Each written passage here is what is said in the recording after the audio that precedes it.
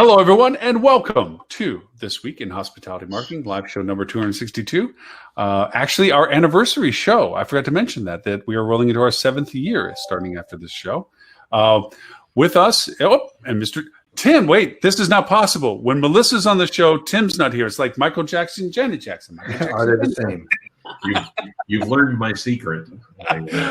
Also, as a privilege of today, we have Miss Stephanie Smith with Cogwheel Marketing, who has been busy businessing, traveling, which she has tons of stories to tell us about. With us also, Mr. Dean Schmit with Basecamp MetaSearch and MetaSearchMarketing.com. Just almost there. Got half of it so far. And our key wonderful speaker today, co-host today, is Miss Melissa Kavanagh with Fuel Travel, who is with us for session version 8, is it? Version 8, which is my lucky number. So version 8 of the Fuel Travel Consumer Sentiment Survey with new questions and everything else like that. And thank you all for the attendees of the other ones. And I'm making sure that we're live on everything else. Melissa, I'm going to hand it over to you since we always seem to interrupt you when you start telling us all cool data. So I'm going to just let you start giving us cool data. And Tim, because he's here, he's going to ask some cool questions. So we're good. Oh, wait, okay. then I have to pay attention. No pressure. you can just tune me out like everybody else. I'm totally easy. Melissa, take it away. Well, alrighty. We did send yet another round of this survey out. This was done at the very end of July. July 30th is when we sent it out. We have just under 3,000 responses, which honestly is quite a bit lower than what we've gotten in the past. So I think our respondents are tired of talking about COVID at this point. But we did ask some new questions, and I think that there were some really important questions asking specifically if people have traveled and then what their experience was if they have traveled during the pandemic. So as it turns out that we've got about 34% said that they have traveled since the middle of March, which I wasn't really particularly surprised by that number, and therefore 66% that they had not traveled. And so we asked those people specifically who traveled about how the properties are communicating of all the things before their arrival. So we asked about cleaning protocols and mask requirements and check-in procedures and the availability of amenities and government restrictions and the availability of local restaurants and attractions and activities. So in a few cases, the properties seem to be doing a really gosh darn good job of communicating what's what. People were very satisfied with updated cleaning protocols. They knew all about that. Almost 75% said that they had received that information prior to arrival. And local mask requirements were also quite popular. We had over 50% that said that they knew about the updated check-in procedures, but where people, or I should say when properties are kind of falling flat, is talking about what's going on in the area. So people are not knowing about the status of local restaurants, and even fewer know about the status of attractions and activities. And I feel that this is a huge fail on the part of hoteliers. You should be an expert in your area, and certainly to your guests, you should be able to tell them what's what so they know what to expect when they arrive.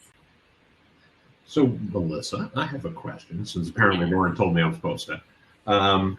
So when you said 34% have traveled, did you ask, or do you have any insights or information you can provide about why they traveled? You know, what were the reasons behind their travel? No. Okay. All right. Did you have any reasons for the 66 who did not travel about, was there anything that shaped that? We did not. I mean, we still have our questions about the fear and all those things. Yep. Yeah, we've got all that. Any big change in those numbers in any meaningful way? Things are, so from this version 7, things have definitely swung back more positive because things were really in the toilet by July. Yep. But we're certainly not even close to where we were in June before the outbreak really took off again. Right. Got it. So Okay, so let's talking about the area, because this is really important. And by the way, I do want to point out, I think it's fantastic that you called out that they're not just doing a good job, but they're doing a gosh darn good job. That should be the new standard for, like, Gosh darn are good. we doing a gosh darn good job? So, when you talking about the area, you mentioned restaurants, you mentioned activities. Are there other things that, really stuck out in terms of the kinds of information people who are traveling are looking for? I mean, so like I said, we asked about all the governmental stuff. Honestly, the property amenities was a little lower than I would have thought. Only about half said that they had received information about that. And of all the things, I mean, okay, learning about all the restaurants and all the statuses of your local activities and attractions maybe is more work than you can handle, but to at least communicate what the availability of your own amenities is, I think that is also a fail. Yeah, that makes sense. I mean, you'd think people would want to know. I would think people would want to know what's the deal with the fitness center, what's the deal with the pool, and I think that's probably varies by jurisdiction or by area that's going on there. Dean, Stephanie, what other questions do you have for Melissa? I just shared the link to the most recent survey results in the chat for anybody else that wants to kind of trying to follow along.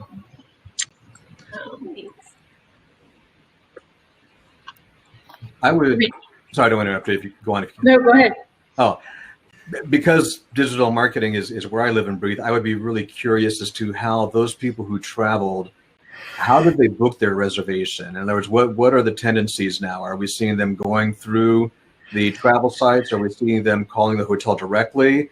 And if you are calling the hotel directly, are you asking those questions about, hey, is your restaurant open, and different things like that? Are they going directly to the hotel website?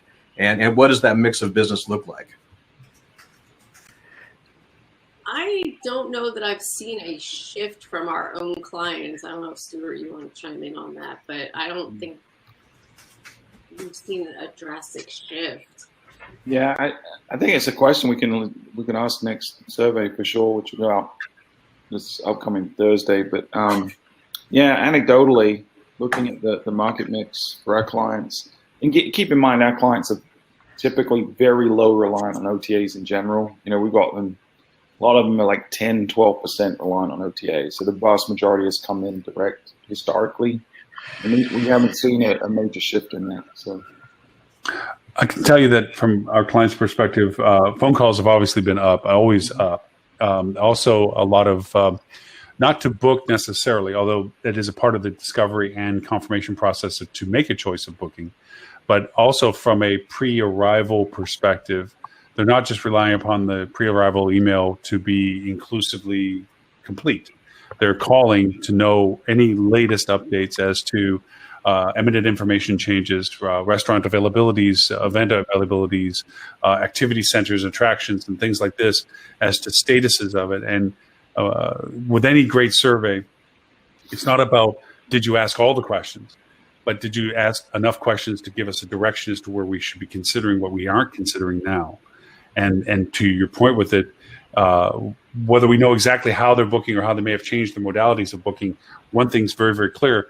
We must be doing a better job of identifying all the information as an authority in our market for our guests, whether it be those things of restaurants and attractions and so forth, or just simple security questions that they may have, protocol changes and so forth. The spectrum of questions is there, and the survey points it really clearly. It's like, you should know this stuff, and you should be telling your guests this stuff, and you should be sharing it to people that you don't even know are going to be your guests yet. Yeah. If you think back to a couple of surveys ago, we were asking the question about how do people want to check in. And we were a little surprised. It was very split. We weren't surprised that kiosks were at the very bottom of the list. No one wants to use the kiosks. If people stop trying to put kiosks in your lobbies. They don't want to touch things, Stuart? They don't want to touch things other people have touched after standing in line behind someone else. That's just, it doesn't solve any problems. But the number one most popular response was still, and it's skewed by age, but the number one response was at the front desk. And when you peel that back a little bit, I think part of it's that reason. It's people have questions. There's a lot of newness to this. We did see that younger folks, so those dreaded millennials, or as Tim likes to call them, adults under 40, which name he's going to have to change pretty soon. I got to change that in 2021 to adults, 40 and younger. But That's yeah, right. So it's there's really unwieldy the year after that, but we'll do what we can. the dreaded millennials would prefer a mobile app, which suits our propaganda because we sell a mobile app, which is partly why we asked the question. But it was interesting to see that so many people still want to go to the front desk because they have questions. So they want to talk to a human. And I wonder, is that a symptom of they want to talk to a human because they don't feel like their questions are getting answered elsewhere? In other words, if they're calling me and asking if the restaurant is open, it probably means they couldn't find that answer on the website, right? I have an opinion on this one, Dean, and I have an opinion on this one based on 20 years of selling hotels on websites and running websites to do this. I got to tell you, the funniest thing I ever learned, every time we did a redesign, every time we did a content refresh, every time we changed, features and functions on websites for economy, mid-scale, upscale, luxury, independent, chain, across the board. The number one problem people have always had with every website I have ever seen, monitored, worked with, et cetera, is I cannot find the information I'm looking for.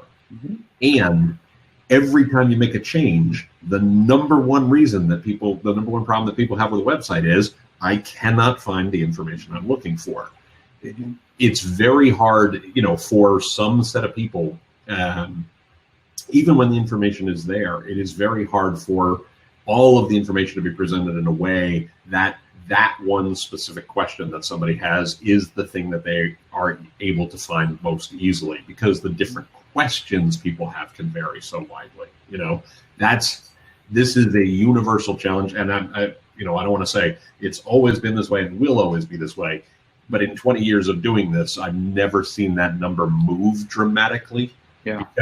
Because you can only highlight so much information. It may be there, but it just may be, the seventh bullet in a list of 10, and they missed it as they were looking through the bullets and the like. And that tends to be a pretty consistent problem. I'll add a little layer to this too, that I maybe because of where I'm at and the geographies and people that I know and friends and so forth, there's a certain reality that's sinking into people now. Of that there is not this omnipotent control of something, or that there is some guidance, or there is somebody that's in mechanisms to this, that there is a very high uncertainty principle to everything that's going on, but there's a personal impact to people's lives. And it's a tragedy that numbers represent this, but those that are getting sick, those that are getting sick seriously, and those that are being affected by going to the hospitals and even possibly losing people from this are touching more and more lives. From that process comes a certain trustability for the verification. I'm going to want to know. I want to talk to. I want to understand better, because everyone understands from our society that we, as marketers, as politicians, or as anybody, can double speak stuff. Best sale ever, small print. Best thing ever, small print. And Lauren, I don't mean to cut you off, but that you make a great point about this. So, Melissa was talking about amenities at the property. Right? Now, if it says our pool is open, if it says our restaurant is open, if it says that our fitness center is open, that was true when you wrote it. Is it true when I'm going to be there? Right? You know what I mean? Like, if it doesn't specifically say pool is open on August 14th, or pool, right? Or fitness center is open. We're going to say what we think is the best thing to say. Yeah. Not necessarily the complete thing to say. Like, our pool's open, but only 2 people can go in at a time. We didn't say that part. We just said the pool's open because that's what you wanted to hear. Exactly. So that verification of talking to somebody or being able to relate to somebody and actually asking that, because we as humans rely more upon also just how, when you tell when somebody's lying, like, everything's fine, works great. Totally. The one we always look for. Sorry, this is real quick. What we always look for, and this is the focus group of one, but the one we always looked for when we traveled with our kids when they were a certain age was adjoining rooms, which to date, you still can't book online anywhere. Obviously, once our kids hit a certain age, the number one thing we as a family were looking for was our kids were desperate to make sure we didn't have adjoining rooms, right? So that was always the kind of trip that prompted a phone call. For other trips, we didn't have to do that because that wasn't important, because we were traveling without our kids, or I was traveling on business, or my wife was traveling on business. And so the specifics of the search, the specifics of the trip, the specifics of the event determine what's important in that moment. And then for all guests right now, what is also taking effect is, how comfortable I feel with the safety protocols generally. Who are we kidding? What news sources I'm listening to about whether or not this is something I should be taking seriously or not, and all that other kind of stuff that definitely plays a role in there. I have one quick question, Stuart. I know you're going to say something, but I have one quick question. Stephanie, I beg your pardon, Melissa, in question 10, you talk about, which of the following protocols would increase confidence in staying at a property. Do you have information, or are you hearing things, even if it's, from stories you're talking to people that are like, how good a job are hotels doing at conveying that information overall, of the protocols that are most important to people? Are they doing a good job of making it clear to folks that's the stuff they do? I don't know how clear it is, but it seems that people seem satisfied. Okay, that works. Which is, maybe it's confirmation bias, if that's what they want to believe. I don't know, but people seem fairly okay with what's going on. And the other thing to really keep in mind with that specifically is these people that have traveled tend to be more risk tolerant, right? Because they've already traveled during a pandemic. So they're crazy people like Stephanie who's traveled during. Yes. So, they may be more tolerant of that stuff, or their expectations might be lower on some of that stuff. So it'd be interesting to see over time as more normal folks, not those weirdos like Stephanie, as normal folks start to travel, does that number shift a little bit? Yeah. High wire over volcano. Yeah, as long as you tell me on the other side is what I want, I'm there. Yeah. Yeah, Steph. Yeah. I did want to go back to the conversation about what Tim was saying and what Lauren was saying about people can't find what they're looking for on a website. And I think when we often, as marketers, design our creative and messaging and communication plans, we do it to cater to the lowest common denominator, right? We do it en masse. We try to talk to as wide an audience as possible, and we sometimes lose sight of every individual person has individual thoughts and individual needs and is looking for something specific to them, which is why you get questions at the front desk inevitably from almost everyone that checks in. So it's been interesting to me why there's been a reluctance or a lack of adoption of simple search technology, which is prevalent across every e-commerce site in the world, but hotels haven't embraced it. And we push it to some of our clients, and a couple have adopted it. But you can gain such insight by not just having a search widget to book, but also a keyword search on the top of your website that just lets people type in and easily find what they're looking for. It solves the problem almost every time. And you find insights in terms of the type of content you don't have and what people are really looking for. And you can start to prioritize that content or create that content if you don't have it. So it's a mystery to me that people haven't embraced that more. So I have a thought on this just based on, again, sample size of one small experience, but it was in my days at Ascendant. So we had 7,500 properties. We had, 500,000 rooms and things like that. We actually did conduct a test with regular keyword search. Mm-hmm. And we didn't do a robust implementation of it because we weren't sure if it was going to work. It was, well, and it was hard back then, right? To do it at the time, it was hard and it was expensive. That's exactly right. So we ran a somewhat controlled test. We filtered a very small amount of traffic to it. And every single search we got at the time, and I want to be very clear, this was 15 plus years ago, so this might be a little different today. But every search we got was Orlando, San Diego, Chicago, Anaheim, Disney. They were all location searches. Now, let's be fair. We were a brand with a ton of properties. We had lots and lots of properties. Most people were coming to us. We're looking for a destination and to see what hotels were there. So that may have, it may not be entirely correct, but I completely agree. I think it's an easy enough thing to do now that there's no harm in most hotels having search. Yeah, it's right. Google has products or they're cheap products. Of course, yeah. So I'm not trying to make this a sales pitching thing, but Tim, aren't you involved with something like that? So first, full disclosure, I am a partner in a software company that mostly does work outside the hospitality industry. But yes, we do provide site search to folks. This is not meant to be a pitch. This is something we talk about a lot. is that site search is the first personalized experience that people have on your website. They're literally asking you for help. A really good thing to do is maybe answer their question and help them, right? The challenge you run into with site search, and we see this on sites all across industries, is site search in many, many, many cases is nothing better than a random web page generator. Yeah. Because they do a really bad job of actually answering the question. And in some cases, a random web page generated with a bunch of ads unrelated to that. Correct. Exactly right. Exactly right. It's the worst experience. Oh, it's the worst experience. Yeah. But it's definitely something that hospitality as a whole should get better at, because again, here's the simple thing. If you think about a chatbot, if you think about other technologies that people claim are coming, that is also search, just with a different interface. Yep. So if you can't get a good search result, you certainly can't get a chatbot to work. Melissa, were you last week the one that asked about the platform I was bragging about, Phrase? Yeah. It's kind of the same conversation, with a little bit of it, where it's creating the internalized answer box on your website, and then on top of it, it's finding you, as to Stuart's point, cultivated nuggets of gold of what people are really wanting and interested in, and cultivating that content and moving it into your site for content development. So same premise in that sense. Yeah. Isn't another option just to kind of come up with an FAQ page, either in conjunction with site search, but having, and then if you put schema on that, if people are using Google and you answer the question, I mean, they don't need, maybe not even need your site anyways, but I think people have embraced that, right? I think that's something we've seen much better buy-in from. But I think the two kind of work in concert with each other. They inform each other, right? You start to put new FAQs in based on the queries you're getting. But the content has to exist somewhere, and you're going to find that some people are going to navigate to it naturally.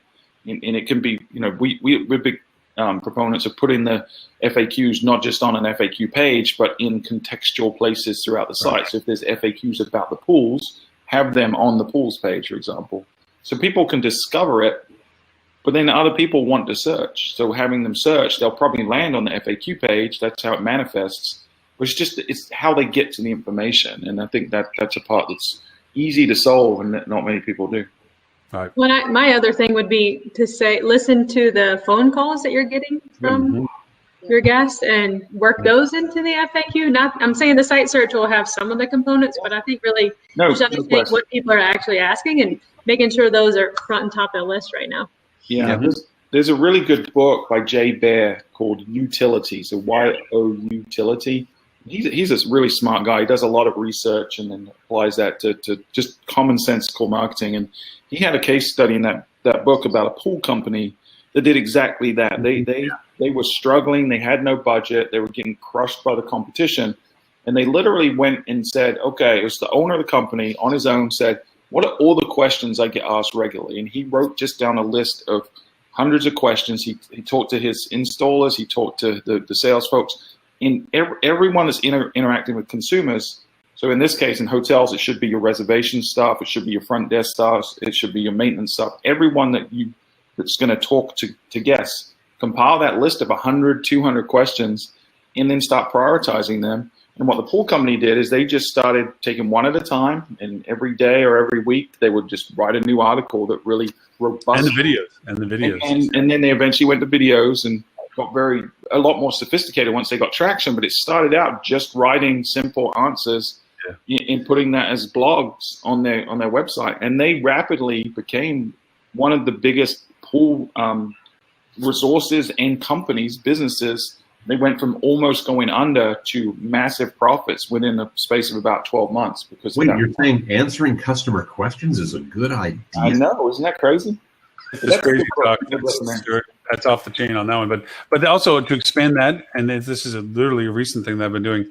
I was mandating that the GMs get on a call with us, and I was asking for 3 questions from a marketing perspective. Where are the people coming from at your front desk? Where are they going? Why are they with you?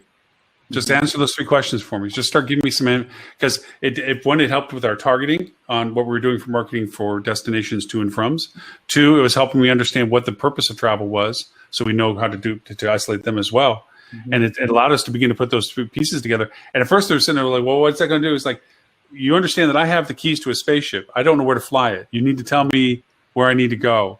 And I can go find anybody you want to find if you just tell me who they are. For the record, if anyone has a spaceship, do not give Lauren the keys to your spaceship. Give me the keys. You will not get back in good shape. Anyways, Melissa, now that we've digressed off of your other conversation, please. I actually have a question for Melissa about a specific question. Okay. Melissa, can you talk about question 12 a little bit? Question 12 is going, oh, how soon will you be willing to make the following trips? We've asked this forever, but based on our last conversation when I was on this show, we changed these categories. We swapped out the local staycation type and we added in a 1-hour drive. We had the 2-hour drive and then we added the 3-hour drive and then broken down by how soon people will travel. And it's a graph that goes like this. The closer you are, the more likely people are to travel. Over 50% are willing to travel up to 1 hour from their house within the next 30 days. And then we slope downwards for every bucket after that. So 40% up to 2 hours, 29% up to 3 hours, etc., all the way down. And I will say this again, as I said, so just looking at the 2-hour category, on our last survey, when we sort of hit not rock bottom, but we hit pretty low on the last survey, we were down at 28%, but now we're back up to 40%. So that shows the impact the media has, right? Because if you remember, right at the beginning, first couple of weeks of July, everyone was just on the wrong path. There was the big debate about masks. There were a lot of articles coming out in the mainstream media about certain destinations being a petri dish of just disease, and everyone got a little skittish. And we saw a big swing. We'd been on this upward trajectory of confidence, and it took us back almost to the beginning. But it's recovered a lot quicker this time. It kind of just went down, up, and now we're kind of back on that trajectory.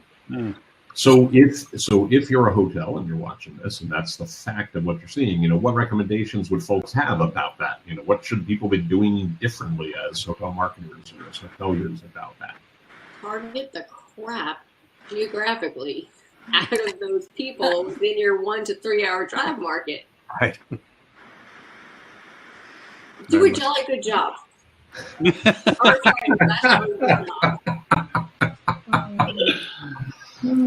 So in terms of doing that, what are some options for that people should be aware of?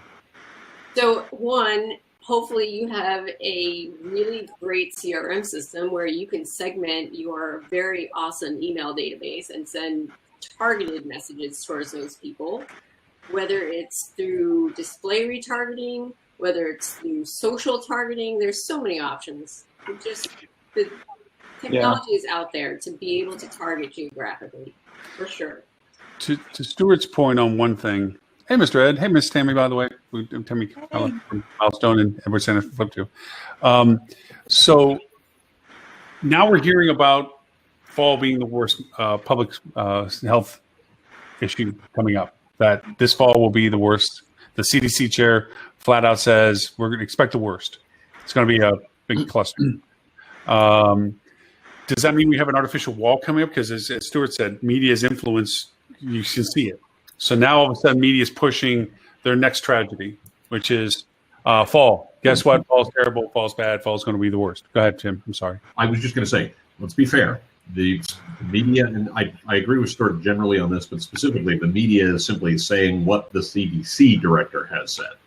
So, all good, yes. But, but they also have a narrative to push, right? That if it bleeds, it leads. That's the mantra. Yeah, our media is based on sensationalism, not on reporting. That would help bronchite. And I don't want to start a debate about the media because I don't think that's the point. I do think there's a difference between when the media highlights a story and when a public health official who is a top doctor in the country says, hey, this is something that's going to be a real problem. For sure, but also health officials are saying other things like if you correlate, like I was looking at a chart this morning of the state of South Carolina and the cases based on whether or not there were mask mandates or not. And you literally can see a correlation across the board. It is undeniable that in every area where masks are being enforced, The cases are going down to the point where in our area, which was quote unquote the cesspool of COVID at one point, now has our hospitals at maybe 10% capacity of ventilators and stuff. Like we have got this under control with simple tactical changes, but everywhere that's not is dealing with the problems we were dealing with. By the way, that is a message. The media's not reporting this now better, for sure. There are multiple narratives that the media is choosing the scariest one because it sells. Sure. Right. Well, in the practicalities of this, you have what you report to as Tim is like, this is a fact, this is a statement. Media, to Stuart's point, is on sensationalism because it drives awareness of what they are. And then you have the others that are on the other end that are marketers that are saying, don't worry, it's fine. Yeah. Come visit, come travel. So we're on this end of it. You get the politicians going, where's most of the people? Because that's where I want to be, because I want to get reelected. But I think this goes back to Melissa's point of it's incumbent on hotels, it's incumbent on DMOs, it's incumbent on folks like that to provide accurate information about the reality in That's the biggest problem. That's the thing I want to bring out. It's like what Melissa's talking about from the very beginning we first started talking about this. We should be the authorities of our own truth. Right. What we say about what we're capable of doing, what we are doing, what's in around our market is being done and so forth. We should be the point of truth for what people are asking us as questions. We, of anybody, should be the one that says, regardless of the pendulum swings and the disparities. Are you going to say paradigm? I was. I cut it off. Stuart was going to jump on me. I was like, I'm going to take it out. We should be the truth of it. So we don't have our own paradigm. Tammie, you started to say something a moment ago. Well, no, I was just and I joined late, so it's probably RCT, but you guys are so spot on. I've been looking to try and figure out, could we take a day or two, a weekend getaway or something? And the number of websites I've gone to that have no information about what's going on, talk about all the kids' activity, all the stuff that I know isn't there, but they're still not only talking about, but there's no information at all. It's really difficult from a consumer perspective to the point that I have not booked a trip and I'm in the industry and I want to go somewhere, right? And you could be persuaded with the right information. Exactly. Yeah. With the right information, little things, all I want is a nice little, bathtub, maybe a hot tub to go into. Like there's little tiny things that would just persuade us to book, and we haven't. Partially because, frankly, a lot of the websites I've gone to just don't have the information that I need as a consumer. So let's break that down. It's uncertainty, right? Uncertainty is what's creating doubt, and that can easily be overcome with information. If you give reassurance and provide facts that eliminate some of those fears, you move from someone that's shopping and dreaming to someone that's booking. It's very simple. It's basic marketing. And I think the challenge is a lot of hotels right now are just still running around with a chicken with their head cut off, and they've got people that are probably still on furlough or laid off or let go completely that were usually doing the messaging or updating the website. And they either don't know, the people left don't know how to do it or don't have time to do it because GMs are manning the front desks. So right, and not trying to bash the brands by any means, but that's one of the challenges that you run into. Go and pull up any brand hotel around. Let's bash them. Let's see what Stephanie squirmed in her chair a little bit. Go pull up any brand website for any branded hotel in your local market where you're at, and look at it. And you find that they're typically a cookie cutter template, right? They have content that is specific to that property about where it's located, the amenities, and things like that. But you can't go on there, and the individual hotel can't go on there to customize it and say, yeah, that attraction across the street is open, closed, whatever the case may be. And trying to get that somebody from corporate to do that's very difficult. In their defense, trying to do that individually across 4,000 hotels in the country is very difficult, practically impossible. But it's a conundrum, right? Because, well, hotel can't have control over it. Corporate doesn't have the resources to do it. What do you do? Oh, wait, I can do a whole. Go ahead, Steph. You're better at this one. Marriott is just now rolling out a new module just for COVID. 5 months into the pandemic, but it's landing pages to talk about their COVID stuff. And I was like, yay! Now that we can actually add something custom, 5 months after they started. Cool. So here's a hold my beer moment. I am competing with 2 hotels, branded hotels, and I will remain them nameless, but I'm competing with them. They are hiding behind their COVID badge that even when people are calling them, they're saying, oh, everything's fine, everything's open, our pool is open, everything's fine, even though there is a municipal mandate that the pool is actually still closed. So they're lying. Everything's fine, but do understand it's COVID-19. We don't know when situations change. And they're hiding behind their badge, and when they show up at the property, oh, I'm sorry, the pool's, it's closed. They're hiding behind it so that they sell the room, and the people show up and tell them the real what's going on. When you say they, is this the property or a corporate? The property. Yeah. They're hiding behind that they can't change their brand site. They have the big banner says COVID-19. There's things that have changed over. You can call the property. This was brought to my attention from one of the hotels as my client that, when they do their test calls and so forth, this is what they're doing. The hotel is actually answering everything is fine and open until they show up, and then they tell them what's changed. It's such a short-sighted approach. Yeah. Hey, Lauren. Yeah. Are they actually talking to the hotel? Or a lot of the branded hotels. No, they're actually talking to the hotel. Okay, because I was curious if maybe the issue is that they're being transferred to a. No, I thought so too. Maybe just generic. Yeah, don't know. No. They can't even hide behind that of saying we don't know enough about the hotel to tell you. This is actually reaching the local number, talking to the hotel. They're deceptively saying everything's fine without giving the updates. So the key takeaway here is don't lie to your guests. I mean, let's just start with that. Well, if Adele was on, she would talk about how that's going to lead to an increase in negative reviews because they're lying to their guests. And so, yes, in the short term, I may make a few bucks, but in the long term, I'm really hurting the hotel. Also, the moral of the story is, as a consumer, read the reviews because they're going to tell you the information that the hotel won't. Right. While that is true, I think it's been at least a lot of my hotels have gotten unfairly hit with the fair volume of negative reviews right now. I think some people, there's some consumers out there that don't try to educate themselves before they travel, or they have, I don't know. I don't want to blame the consumer by any means, but it's, they just assume, if I go, I don't know what their assumptions are, but I feel like the volume of negative reviews has been. COVID's all fake. It's drummed up by the media. So I want my 20,000 rashers of bacon with my breakfast buffet. Damn it, because that's what I expect. Hey, don't take away my bacon. Yeah, like why don't you have your buffet open? You're like. Right, but I think this is a perfect example of it. You talk in marketing all the time about how you want to surprise and delight.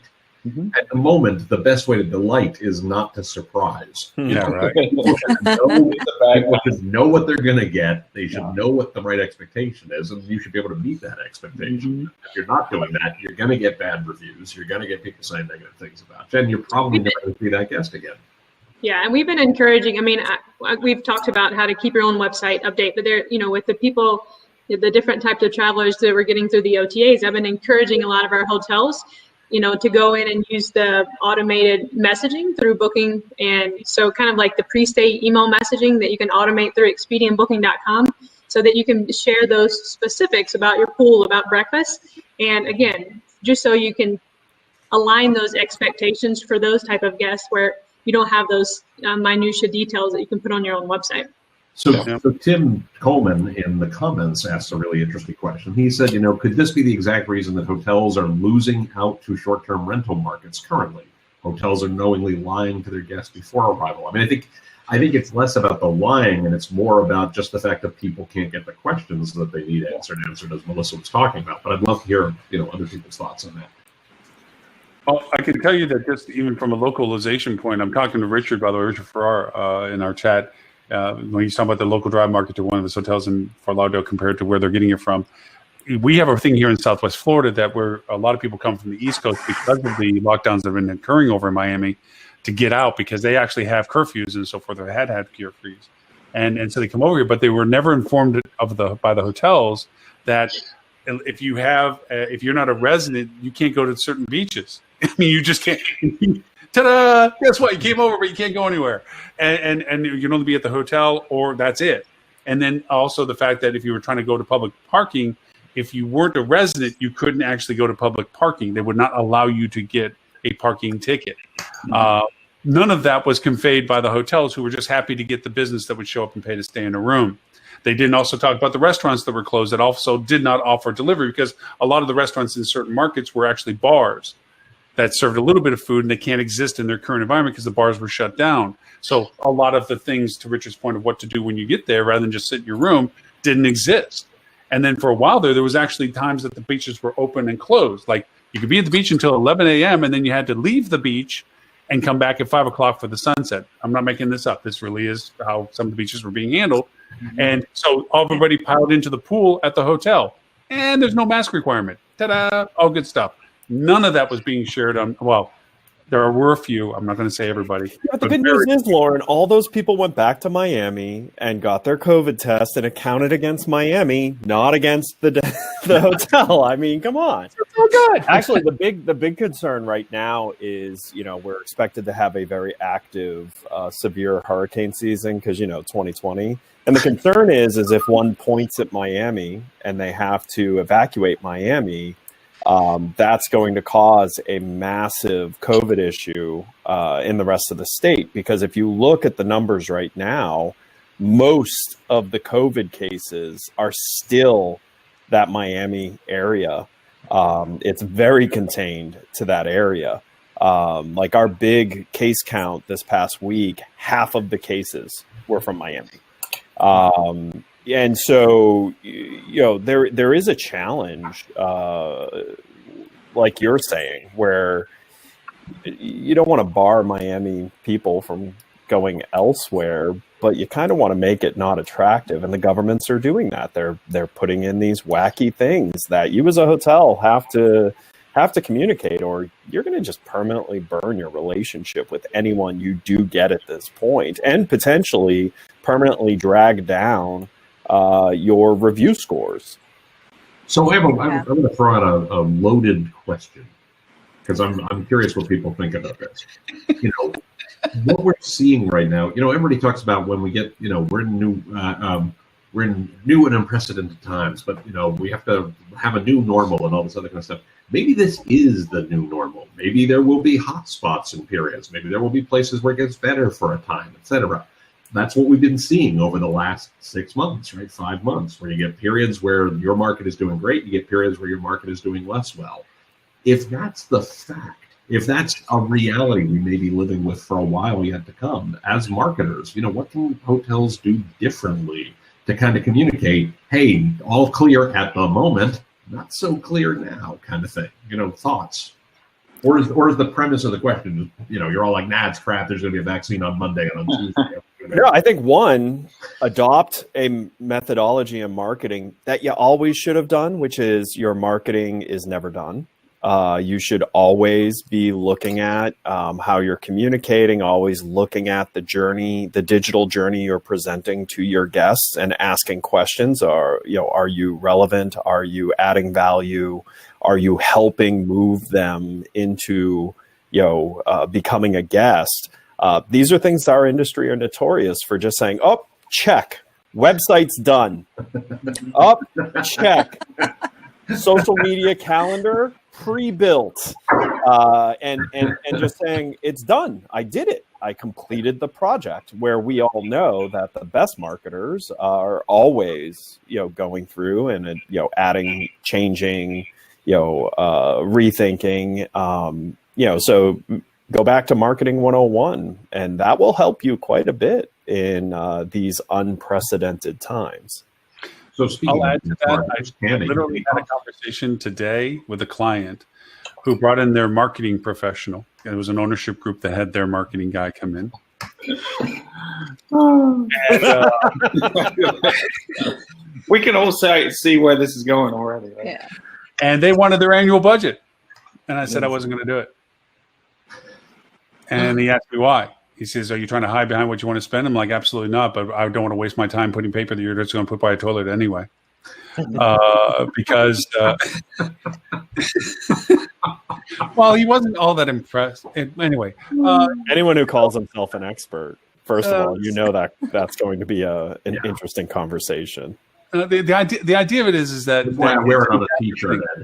Yeah, it's adaptive. I mean, every day is going to be different because one minute you're targeting a market, and then all of a sudden you're not targeting the market because that market is no longer desirable. I don't want Miami over here right now. I don't want to market to them to come over right now, even though I know they're ripe to come over to a market, to a hotel. But I do want to target people that are willing to travel for the circumstances they want to travel for and the distance they want to travel by. And that's going to constantly change, and the cost of getting in front of them is going to change, and the channels that are most effective are going to change. So as you do it, you're constantly changing. But when you do it, I'll expand on Ed's one thing. It's not just one path you're taking. You're doing one path, but you're planning for 5. You're looking at, if I do have to shift over to the left, what are we going to be doing about that? If it does dry up, if that feeder market does dry up, or we turn into the hotspot, what is our modality at that point? What are we looking to do to compensate for that actually happening? If it doesn't, great. If it does, at least we got a first step. So I would say that there's a multi-branch to this aspect as well. I would add to that as well the fact that we know something's going to happen somewhere, right? That's just inevitable. It will. It's sorry to say, but it's the truth. Well, when you say anything that generally, that is always true. Something will happen somewhere. Well, what I mean by that is somebody will be a new hotspot. Somebody will. Kidding. Right? And I'm a supporter of the direct booking movement. I think everybody on this call probably is, but I think we can all agree that it's going to be more important now than ever, because as that happens and as you're having to shift those strategies and oops, you know what, my health club is going to be closed next week. Okay, I want to be the one communicating that to my guests. I don't want to put that in the hands of anybody else to do that. So I think we have to exponentially increase our focus on direct bookings. Yeah, in real-time communication. The other thing I would say to Tim's original question about how do we prepare, or what do we do, knowing that we're probably going to have to ride this out for a little bit longer. We're in probably a 12-round match with Mike Tyson, and he's punched us right in the nose a couple of times already. And there goes your plan. Yes, as he said, right, was all the budgeting that we did last year has gone out the window after the first punch, and he's probably going to get a few more licks in if we can last the 12 rounds. But you cannot lose sight of that there are going to be resurgences in your area. There are going to be restrictions lifted and changed and new regulations. But you've got to keep your community, your tight community of staff members and guests at the forefront of your decisions, especially the staff. So you should, regardless of what your situation is now, if the cases are low or high in your area, you've got to operate as if they're always high. You've got to protect everyone on staff and always be cautious, because the tricky thing about this little bugger of a disease is that you don't know when it's really beginning to flare up until a couple of weeks later, because the way the symptoms don't show, the way it incubates, there can be a 2-week lag. So you might be sitting there thinking, we can let our guard down, we can lax some of our operational processes, and then all of a sudden you've got 20% of your staff have COVID. So really act very cautiously for the next, until there is some kind of permanent resolution to this. And that's the new normal that I think Tim's talking about. We have to assume that COVID's all around us. Don't stop what you're doing, but adapt to what you're doing with that realization. So you don't recommend hotels follow suit of the Big Ten and the Pac-12 and just cancel everything? And I don't think that's viable for a lot of businesses. Well, the other also is realizing that we don't have control over some of the dialogue. Well, a lot of the dialogue, really. But remember when we had the fear of bed bugs? Well, you can get somebody to just talk about. Oh, I got told that one of the staff members got COVID. Yeah. Holy jeez, what are we gonna do with that? By the time you even address it, whether it's accurate or not accurate, or whether whatever. So being in front of this with what you're doing is for protocol, how you're trying to make sure your team is safe, how you're trying to make your guests safe. Take the leadership stand that says, I'm sorry, there's no local ordinance for me to hide behind that says I have to make you wear a mask. But as the business operator and the choice of doing business for you, I'm mandating that everybody that's a guest of our hotel wear a mask. If you are not willing to comply with that, I'm going to refund your money and kick you out of our hotel. Thank you. Have a great day. And just realize that whether they think it's God-given right or not. Tweak the messaging and delivery a little, but yeah, generally. Oh, come on! Just make sure if you're going to go that route, you're also hardcore in your staff, because nothing will land you in hot water more than being a hardcore approach, and then having 50 reviews on Google and TripAdvisor saying that your staff is walking around with their face masks around their chins, and you know what his slogan is. I have one of my clients right now. Nothing under the nose. They sent some pictures where some of the staff members had their masks under the nose. I'm like, dude, don't. They're in the they're doing things with the clients. I'm like, what's with this? And they're like, well, they have the mask. I was like, no, they don't. So we had to pull the pictures down. I was like, don't put that. It makes me sad. It just makes me sad. Yeah. Like, Well, but see, and that's part of the problem, right? You still have people that either A, don't know how to wear a mask appropriately, right? The chin, or like my chin cover, or don't think it's a big deal. What about that sheriff in Florida that has said you can't even come into my police station if you're wearing a mask? Okay, I don't like the political, but so that Lauren, Florida. I personally, I know, yeah, I mean, let's start with what you started with. Yeah. Sheriff in Florida. But the challenge is not every business is going to go that route, right? Not every owner is going to say, I'm willing to walk away from revenue by enforcing the masks. Not every, to Ed's point, then, okay, let's say they do say that. Then you have the staff that don't. I mean, if you're getting pictures from people for your websites, for your social, that show people with masks that are below their nose, right, the chin, you're doing it wrong. Right. You're doing so much damage by doing that, because first of all, it's incredibly ignorant. Like, I'd rather you say no masks than wear a mask incorrectly in your photography, like, because you're perpetrating just the core issue here, which, I mean, in all actuality, wearing no mask, you're at least taking some type of reasonable stance. And it's politically, you can argue whether or not it's right. I mean, the sheriff in Florida, by the way, I will just say he is in a county that has almost no cases.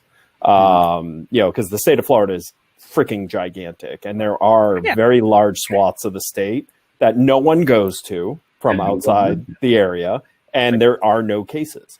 But showing incorrect usage of mask, allowing your staff to be lax, you're putting out there that it's okay to cheat. Like, oh, look, wink, wink, we're wearing masks. Well, and it's more pernicious than that too, because it also, the whole point of mask wearing, whether you believe in it or not, it has a psychological impact on all the people that are fearful. And one of the questions we ask, and eventually we'll get back to Melissa's questions, but is about fears, right? And you see the motivators, or the things that are preventing people from travel are fear of public spaces, fear of interactions with guests. It's fear, right? Those are the things preventing people from traveling. So by saying I'm going to wear a mask, you'll start a little bit. It's a psychological battle. You're telling them we're reassuring you that we're doing things to protect you. But as soon as you say we're doing some things to protect you, but are we really? Then you start creating more doubt, which creates more fear, right? So, well, if they're not wearing their masks, are they not sanitizing their hands? Are they not cleaning the rooms? Are they not doing all the other stuff they say they're doing? So it's infinitely worse to show masks. It shows that you can't be trusted. Yeah, exactly. And that will hit you in every aspect of it. Like Stuart likes to say, do or do not, there is no try. Richard made some good comments off to the side. One was the addressing of lost group business and so forth, which we'll make sure we don't lose track of. But the other is, he said he heard a GM tell one of his housekeepers that she had to wear a mask in the hallway but could remove it in the guest room. Really? Why? If she's not around people, what is the point? Yeah, I think that's okay. Okay.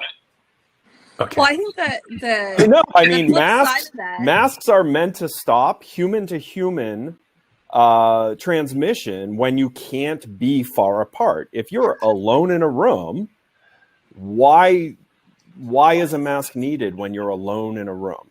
Two critical components to that, and that is so that there's no negative airflow. Whatever's in there is residually in there. You're putting your housekeeper at risk because you don't know what the person is that was in the room while they're in there.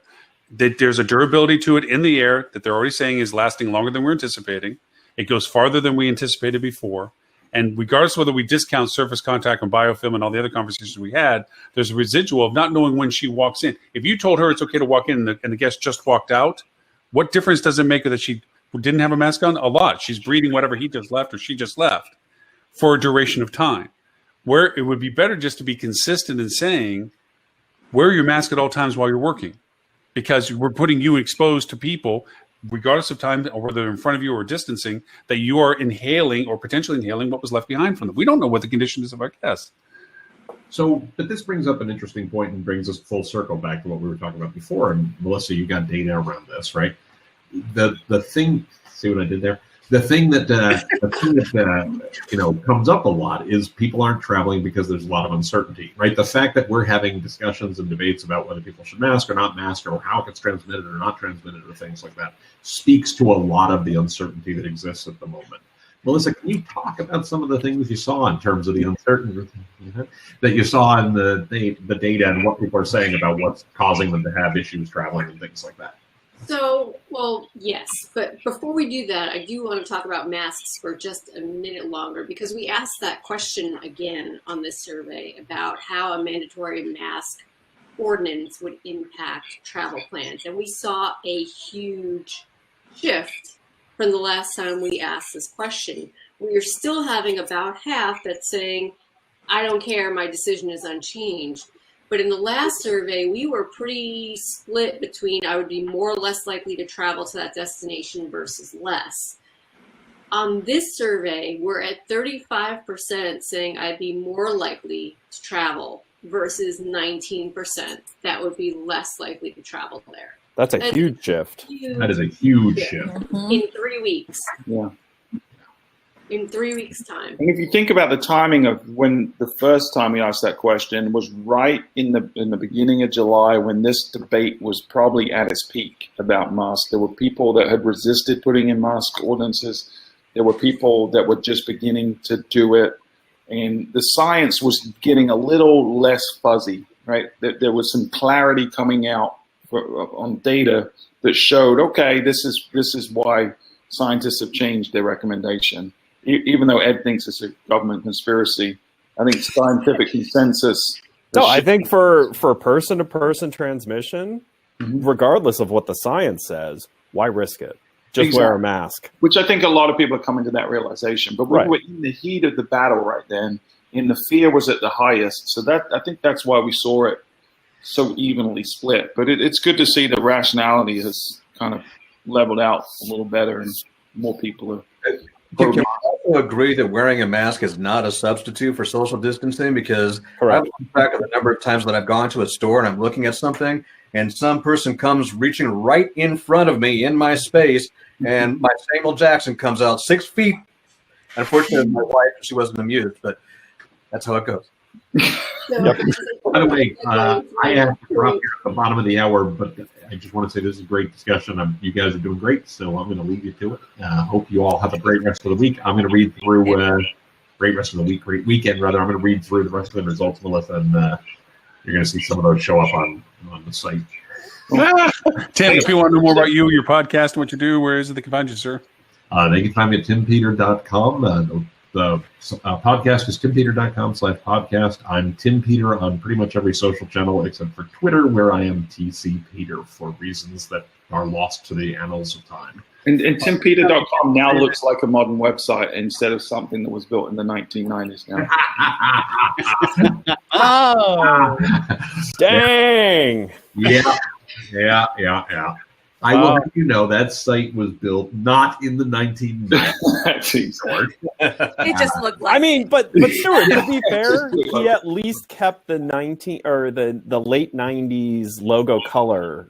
Yeah. You know, so I mean, he didn't completely go away. I just wasn't a fan of the hit counter at the bottom. You're allowed to have other colors than blue, folks. It's not the only color. What are you talking about? There is no other color but blue.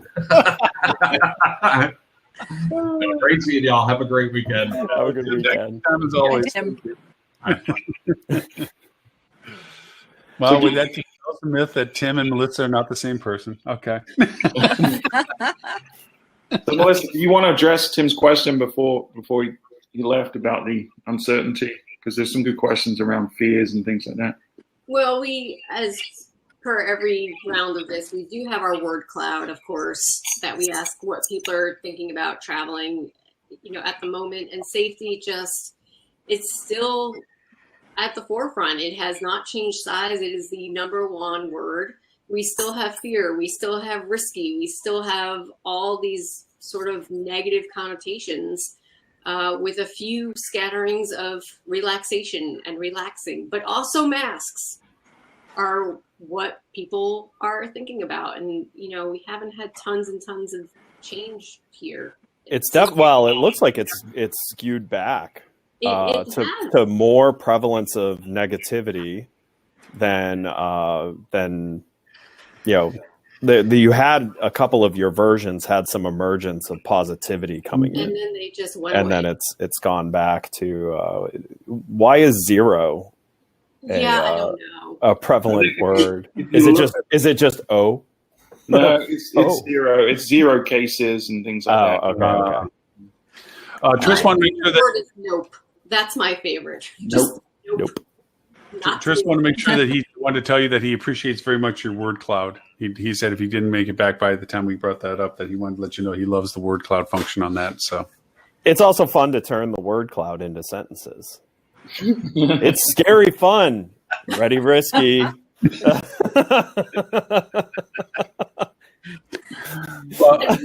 broke that word cloud down by people who have traveled versus people who have not traveled. And those who have not traveled, additionally, not surprisingly, had more negative things, but they also had nervous, uncertain, and fear were pretty prevalent in the word cloud of those people who have not yet traveled. I really liked your question 13 that comes up next there about where people would travel within the next month. And being from a small town takes the dominant stage there of people traveling. So more power to them. I love that. But also, I think that's an opportunity for a lot of people who are not in the major cities, a lot of hotels that are not in the major cities, where maybe before they were going away from you to go to the major city, hey, now you can reverse that flow a little bit. Mm-hmm. If I'm not mistaken, this is the first time small town has been the number one spot. It's been beach destinations and somewhere in nature, followed by small town. So it's interesting that has now taken over the top spot there. Well, and I wonder how much of that plays into where we are in the seasons of travel. Right. You know, I mean, because it's when you think beach destination, especially your audience specifically, it's really, really hot right now. Yeah.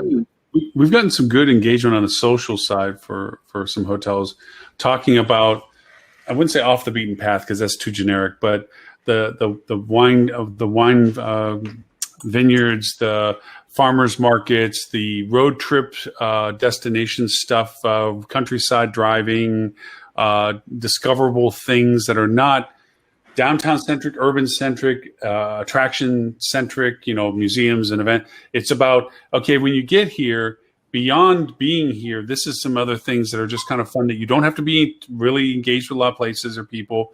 You can keep good distancing, but they're pretty cool things to go do, like farmers markets. I know it sounds really silly, but I keep pointing it out because that was one of the strongest ones we've got people engaged with on the social platform. People, just the cool idea of going somewhere and then traipsing out into the countryside and hitting a couple of markets because of seasonal things that are being sold at the time.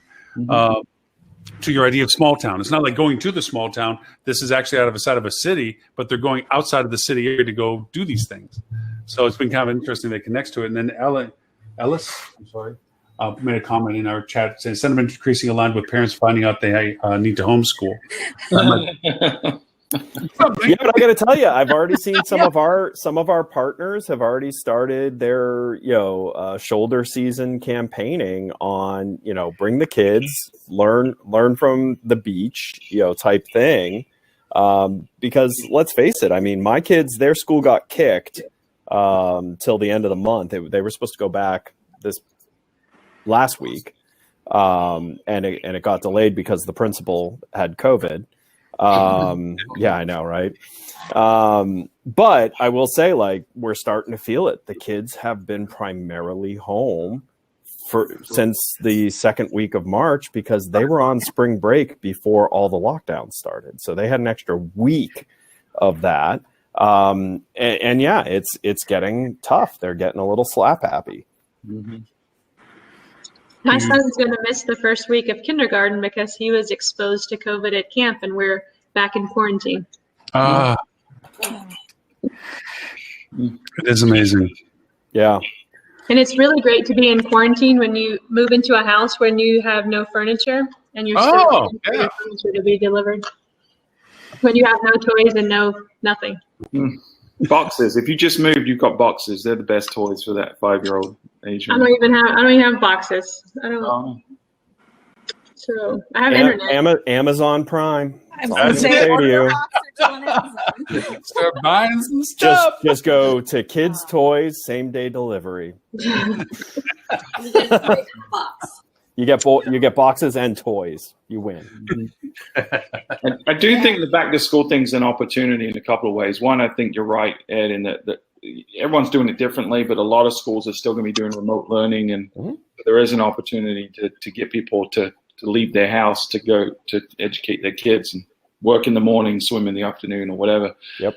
But I also think the media is going to change its attention, and you're already beginning to see it. You know, travel was the big villain in spreading COVID early on in the last month or two, but the media is going to be like a hawk on as schools reopen. They're already seeing these stories bubble up about where the hotspots are. So media might be a little distracted. And hopefully at some point the media shifts to the fact that it is an election year. Maybe they'll actually start focusing on, I don't know, the election. And give us a little bit of a reprieve. You didn't realize that COVID coverage is about the election. It's all a Democratic ploy to get Trump out of office. You didn't hear that? I will say I got a full education on QAnon this morning by someone who firmly believes in it. Woo-wee! Yeah. I listened to a podcast called Stuff They Don't Want You to Know, and it's full of QAnon stuff. It's very interesting. On another, I told you that those hotels in Indianapolis were talking to the local school boards about creating satellite nexuses for their conference spaces.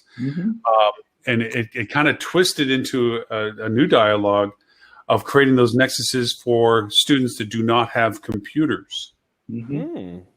Because the conferences have the big screen.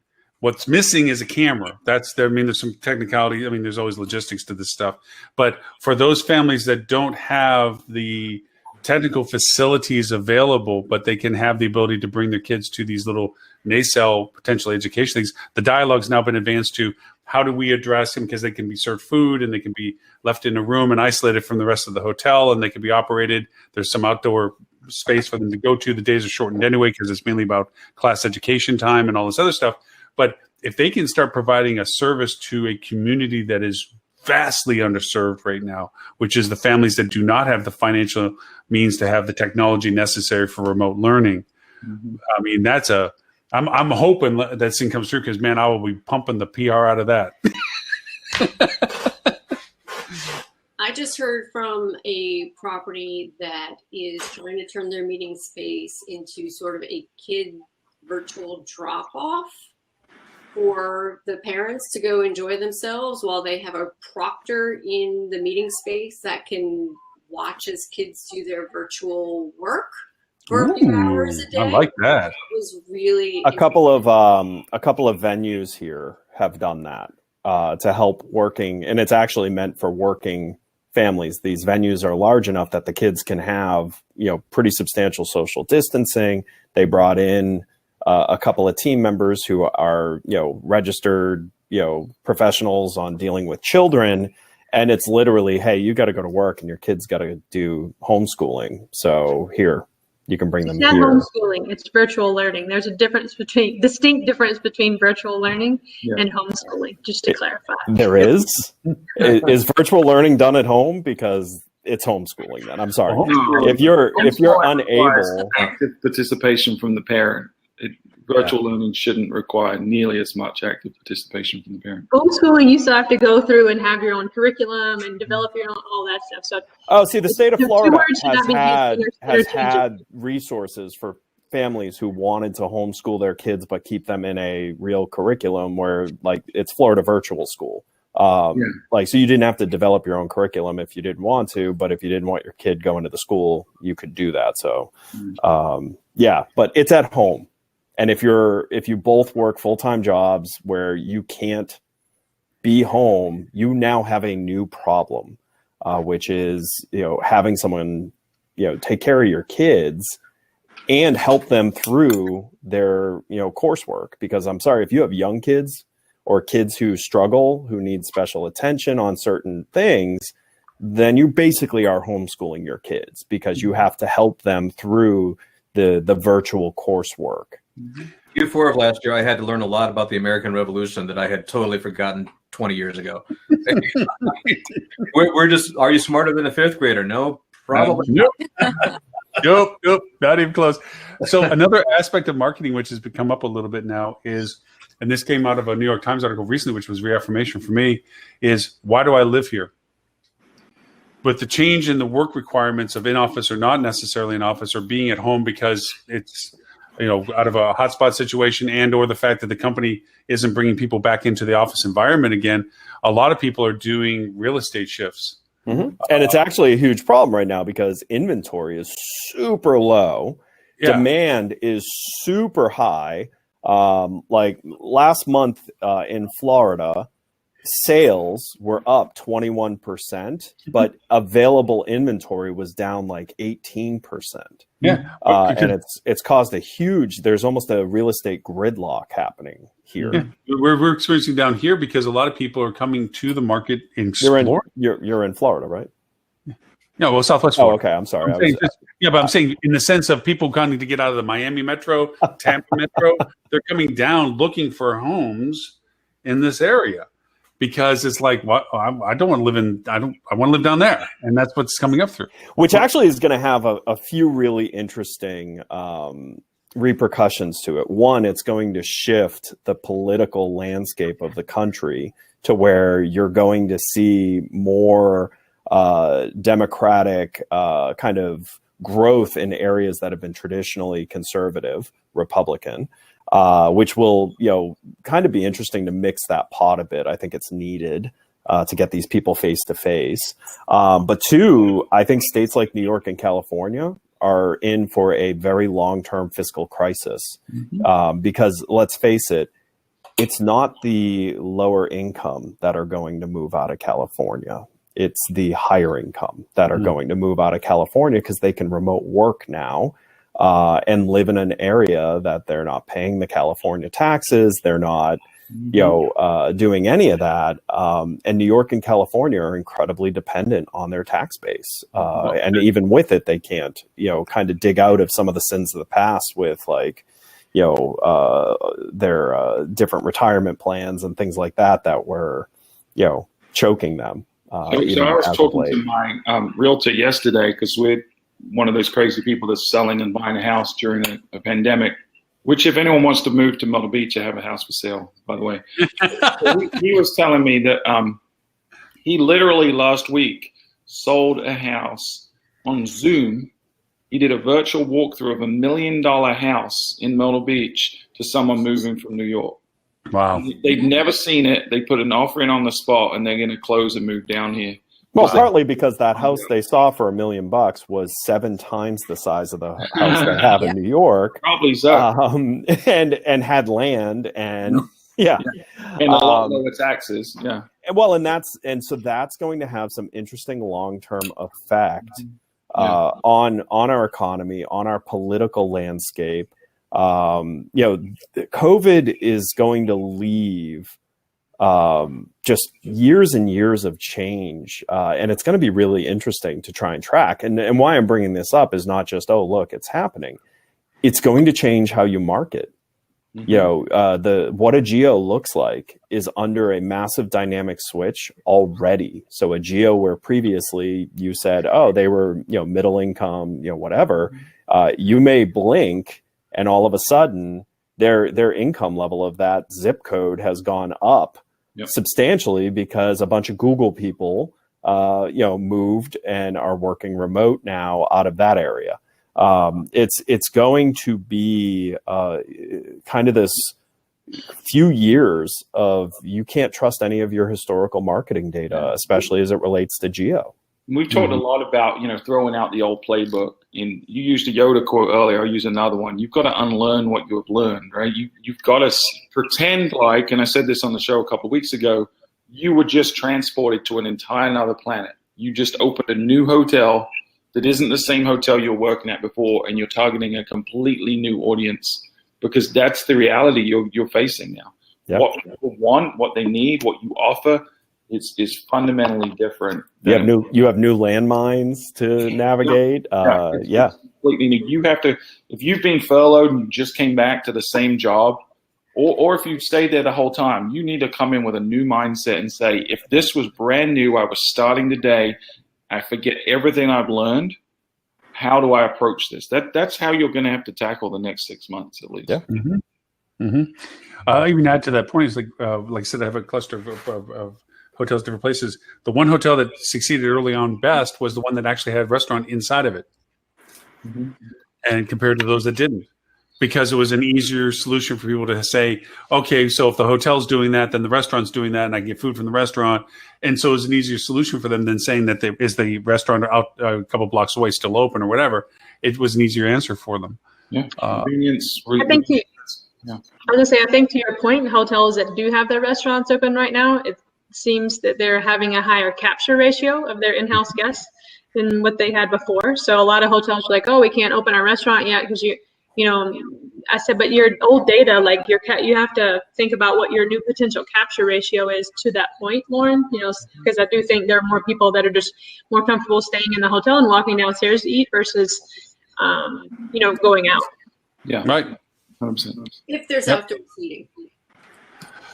So, Melissa, I know that Richard is eager to hear more information from you because he already asked me for the link back to what you're talking about because he loves your data. So, It's at the top of the chat. I know, but I put it in the bottom as well. I just dropped it in just in case you didn't see it.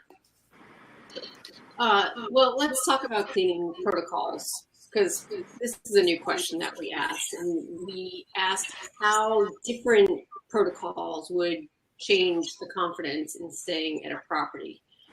And so we asked about leaving the room vacant for 24 hours between guests, 48 hours between guests, putting the seal across the room after it's been cleaned, a deep cleaning between guests, providing toiletries at check-in versus having them in the room, putting the TV remote in a sanitized bag, and an option to check in via mobile app, because, you know, we had to throw that in there. Overwhelmingly, there are two things that stood out that would have a drastically increased confidence level.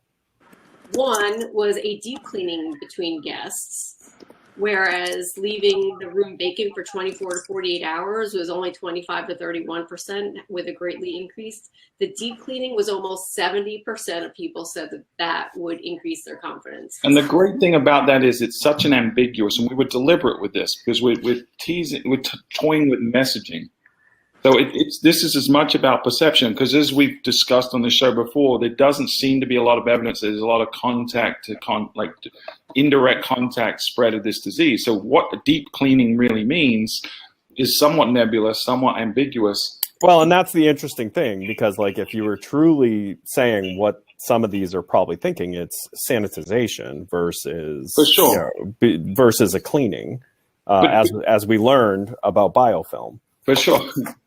Win the poop episode, yeah. Yes. But we can use that as marketing experts, right, in our messaging and change our protocols to classify it as a deep clean. That's going to have way more impact and be less costly, less problematic than. And by the way, 24 hours vacant. Make sure it's slightly more cleaning than your normal time cleaning was, and you can say it's a deep clean. Right. Yeah. So that's insight one. You don't have to leave the rooms open. Yeah. Well, it's not lying if it's deeper cleaning than you normally would do. It is deeper.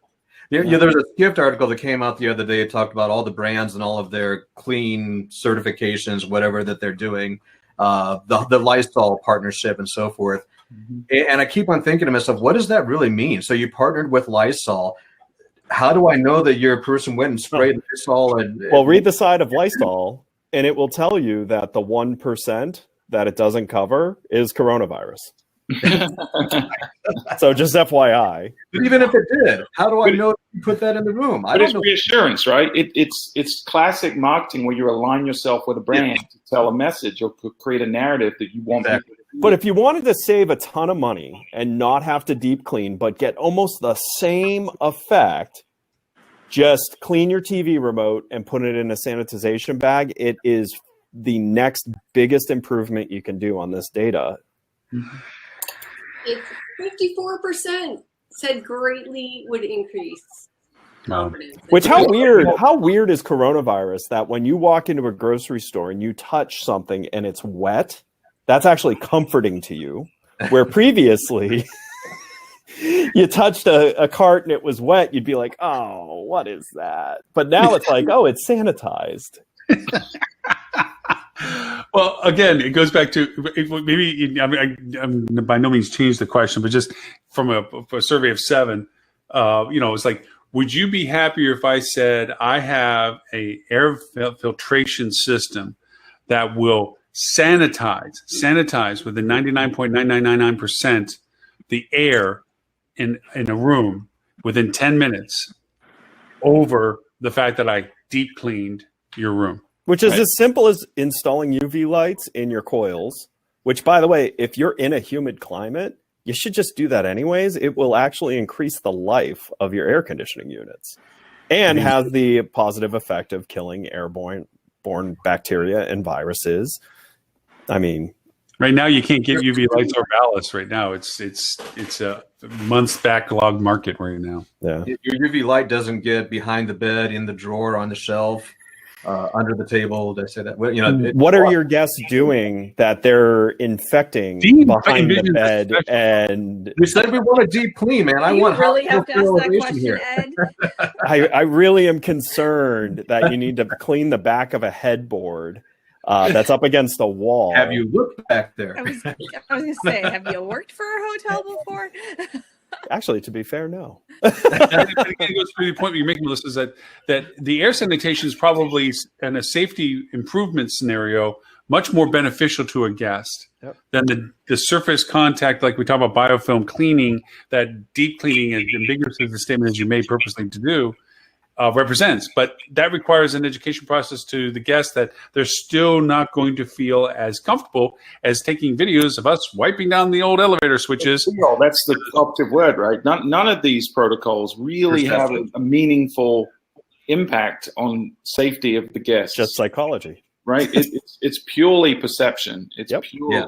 So I think that's what we're really trying to get to. We're a marketing agency. We want to find out what are the buttons we can push or the levers we can pull to move people from, like Tammie earlier, where she's like uncertain about traveling but wants to. How do we get Tammie's over to the light side from the dark side? And how do you get levers with buttons? I mean, because that feels like that was just like square buttons and round levers. I mean, it's really hard. So, This brings me back to something I said earlier about the people who traveled and their perception of their safety measures. And so we asked, how did the property meet your expectations in terms of cleanliness and sanitization? Over 60% said that they were met. More than that said that they exceeded expectations.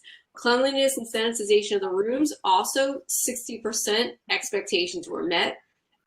Across the board, all these categories, mostly expectations were met or exceeded.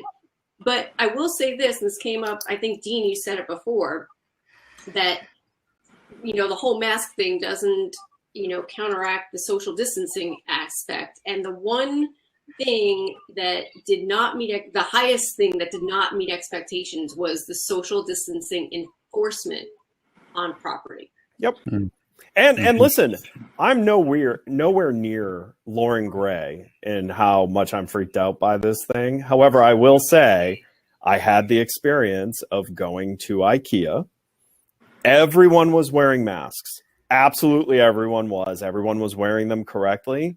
It was just, there were too many people in there. I felt uncomfortable, and I'm not Lauren Gray. Like, it made me want to leave. And I think, I, as the crazy person on the show who's done a fair amount of travel in the last few months, and I'm multiple crazy amount of travel. It's not a fair amount of travel. You did crazy, stupid travel all over the world. No, go ahead. It has been all over the United States, but it was partial I didn't do any of this for leisure. Half of it was work and half of it was taking care of my in-laws, and the other, well, that doesn't make sense. A third and third. Half and half and half. Yeah. Oh, man, Because we had to move across the country. But to your point, Ed, I think for me, it's just as easy to social distance, if not easier, in a hotel as it is in a grocery store or Home Depot for me. At an airport, I've been able to easily you go through security, but they're so empty, like Boston Logan. It's so empty that I had no problem social distancing, and it was easier to do that than it was for me at Home Depot or the grocery store. Yeah. But it's that fear of the unknown that everyone's struggling with. Or the fear of, listen, I hate getting on a plane and having someone sit next to me in the middle seat. Right. In normal times. Mm-hmm. I would lose my mind right now if that happened. So I've been on 8 flights from between since COVID started, 8 flights. And I've only had to sit beside somebody one time, and I've been flying the airlines that have not, I've flown both American and United, who have said that they will sell the middle seat, but as to date, I've only had to sit beside one person. That was on a regional, on a jumper flight. Yep. So I'm only sharing my experiences. I'm not saying that everyone has the same, but. So in your experiences, call out the heroes and the zeros. Let's go. Rapid fire. 3 heroes. I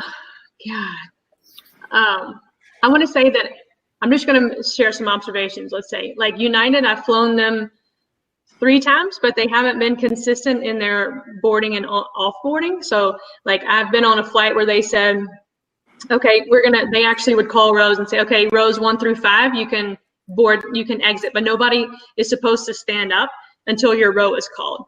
So they did that on 2 of the flights, but not on the third, which made me feel better, because that's when the people, some people like to just get up and crowd.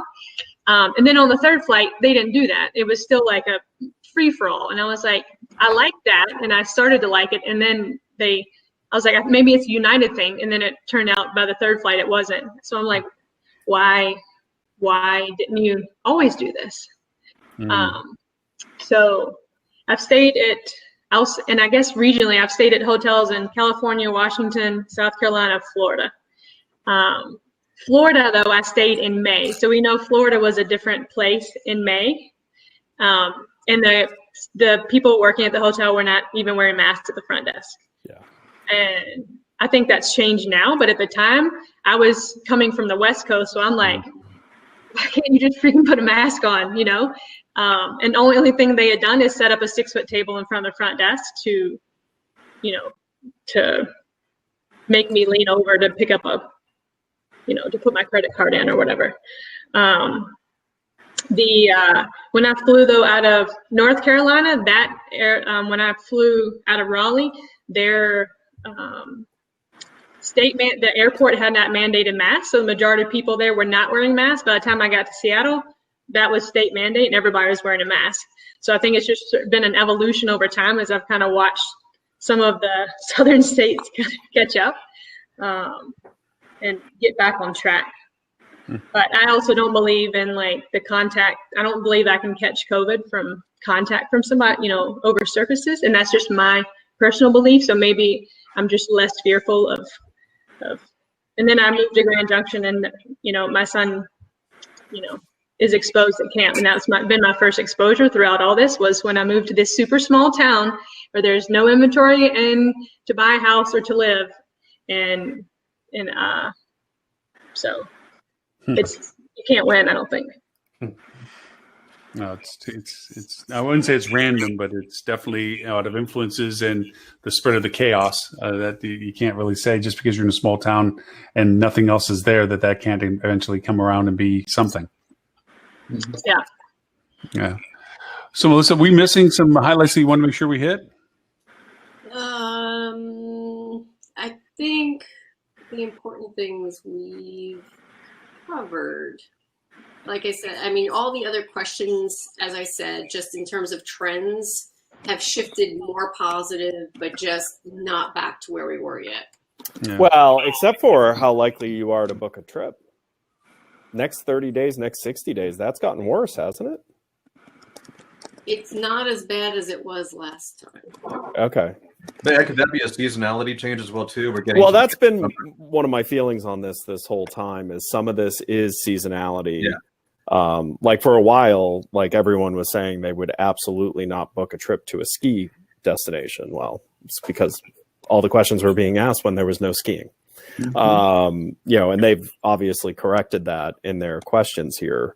But yeah, I mean, it's still, problematic to see how few people are maybe or more positive is no longer 50% for the next 30 days, and there were a couple of points where we had hit that, haven't we?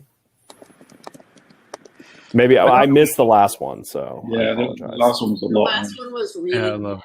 Yeah. Oh, okay. I know that the Florida Restaurant Florida Restaurant Association was referring to a statistic I thrown in the local news that of those polled, and I want to find out where they pulled this from because they didn't say it was theirs.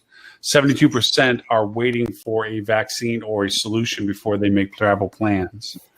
I want to see where they pulled that from because they didn't say it was their survey. So please understand, grain of salt. Don't know where this is coming from, but they referred to it in their newscast.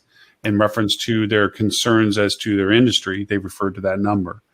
I think that's going to be a moving goalpost too, so I wouldn't hang your hopes on that because it's not just going to be that there's a vaccine. Then the media is going to focus on the fact of how few people have gotten the vaccine. And its efficacy and its right. I mean, side effects and we're going to have the fact that people might try to double up. What did they say? There's 219. What's the guy they think? 219 active vaccine research being done right now, and 37 of them is in phase 3. How is that concoction of cocktails going to happen if somebody wants to start jumping on ship on all that? That'll be Darwinism, though. I'm sorry. Some of this is that the same thing? Darwinism is at play. Like I'm sorry. I mean, it's a real problem, right? Because there's going to be this information war and propaganda and lobbying and marketing saying this, you should get this one, not this one, this, which is going to create this immense amount of confusion and uncertainty, which is going to limit people's willingness to jump in and take the vaccine. We just have to go to Russia and take the vaccine they already came up with. We're fine. It's okay. I am again going to say there is a little bit of benefit in time of a pandemic to not having a free society. China's dealt with this really well by just basically telling people if you leave, you're going to be arrested and enslaved or executed. They don't have the problems of like someone getting into a fight at a grocery store because they asked someone to put a mask on, right? Like it's not happening in those areas. I would argue they have some other problems though. I'm not saying it's perfect. I'm saying this is one of those. I don't think prior to pandemic you could ever convince me that there were any positives to a non-free society. And I'm just my brain is spinning by the fact that we've actually found some. Okay, to take an all fair grain, New Zealand is a free society, and they were as much about the lockdown, minus the threats. I don't think they threatened anybody with disappearing. I'm sure, though, there was a lot of political cleansing went on in China at the same time, mysteriously. In New Zealand, one of their great successes as to why they are COVID free right now is they mandated a lot of things. And there was no just rove outsides and all this other stuff. They were very much about it, but they have a very small population. And so they had the ability. They're a lot more spread out. I mean, there's some density of population too. Oh yeah, you could a couple of cities and so forth, but also they had a singularity of leadership that was mandating this. Well, they only had they have under 5 million people living there. They don't have two political sides that are deliberately trying to make the other. There was singular leadership. There was singular leadership to their decision process. Same in South Korea. Same way that they handled what they did. And they don't have a population that puts freedom above everything else. Including their own, life. Well, I guess it's New Hampshire got it right. Live free or die. Yeah, maybe so. Well, to that end, I guess really, as we're talking about the fact of going into the fall and so forth, and the precipice of how many influencers will be on fall. You have the aspect of saying we're going to go into a very terrible social health situation from CDC's perspective. You have the uncertainty as to the school situation, as to how this spreads and how it may grow because of the insistence of going back to school. And there's a lot of people that do need to put their kids back into an environment that is educational for them at the lowest risk possible. It's hard to just blanket say you shouldn't send kids back, but by the same token, you shouldn't also blanket say you should send all the kids back, because you can't do that. It's all, there's certain kids that if you can put the I mean, I will say, at least from what I've seen of the school systems, they've created choice. Which you do need to do, because there are kids whose lives have been very negatively affected by not being able to be in school. Yes. And you have kids who've lost their lives due to not being able to be in school. So the answer can't be no school. The answer needs to be situational, because there are children who are starving, who the only meal they get in a day is the school program. And that can't, be spoken about enough. And then I feel horrible for the families who have an abusive, person in their household. I can't even imagine what these last 5 months have been like, where there is no outlet, there's no escape. The hell that those people must be going through. So there are situations that need to be thought of when, building policy. Well, and also without Kat being here, because they're doing the AHOA conference right now, the abuse of human trafficking, fortunate repercussions of now we all get to wear masks and hide and, walk through cameras and not know who we are unless there's some other features that can make it identifiable for people. And also the means of keeping it under wraps, of not being discovered and not being seen, and isolating and not going into rooms and confirming safety and so forth. Remember we went through, and this is not too many years back, does a D&D really mean a D&D? Given the circumstance of what happened in Las Vegas, we had that whole discussion. How often do you have to go into a room to ensure safety and security and so forth? And that's been removed from the conversation. So there's a lot of ramifications, plus the mental fatigue associated with this. I'm sure from looking just in general that there's a certain frustration of wanting to do, but not the safety of it being done. And yet, where does that manifest itself? Right. And now it could be in possible, mild depression or whatever. How do we encourage or be helpful in helping these people, as you said, that donut of distance that people are willing to travel? How can we make it feel comfortable enough for them that Stephanie's ability to isolate at a hotel, but still feel comfortable enough to do something of enjoyment that's not at home where you've been stuck for 5 months? How do we translate that into our, I wouldn't say marketing, because that means we're always trying to say just the good stuff, but how do we, in our way of answering questions on our website, that let people discover what they need to know to make the decisions that they want to make? That probably is the way to translate it, what I would consider to be Not marketing. lowering your rate. Yeah, without it being a rate and date thing going on and stuff like that. I mean, even for us, we were talking about trying to get away for a few days and just go, as we say, wiggle our toes in the sand. So we're even talking to Airbnbs and VRBOs and so forth, and it requires contacting the host direct and asking very specific questions that do not get reflected on their website. They're still not up to identifying all the things because there's too many diversities. They can get totally anal about what they do, or they can go over and just, give them as much information as they can, knowing that as they open the channel of communication, people like me, as Ed's quick to point out, I'm going to ask you whether or not you're using, certain chemicals for your cleaning process, for God's sakes. And do you use a hazmat suit when you check me in? Because if you ain't, I'm not going to come. Lauren, just take the boat to a remote island. Like, you have a boat. Oh, yeah. There are plenty of remote islands around you. We went to Boca Grande and the sandbars up there. Yeah. You want to talk about no social distancing? Those guys are shoehorned like little. I mean, the sandbars were worse than anything else. They're all like in a big group, like over in Stuart's neighborhood where he doesn't wear a mask. Yeah. We do now.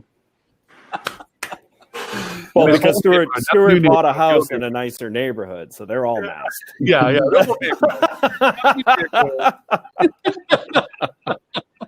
No, but I mean, and talking about the mental health aspect of this, like, this entire everything about what's happened in the last 5 months is so taxing Because first of all, like even not talking about the really obvious stuff, but how many people go through their life with very little change? And yet in the last 5 months, the amount of change forced upon everyone is so overwhelming, and how much the change has changed.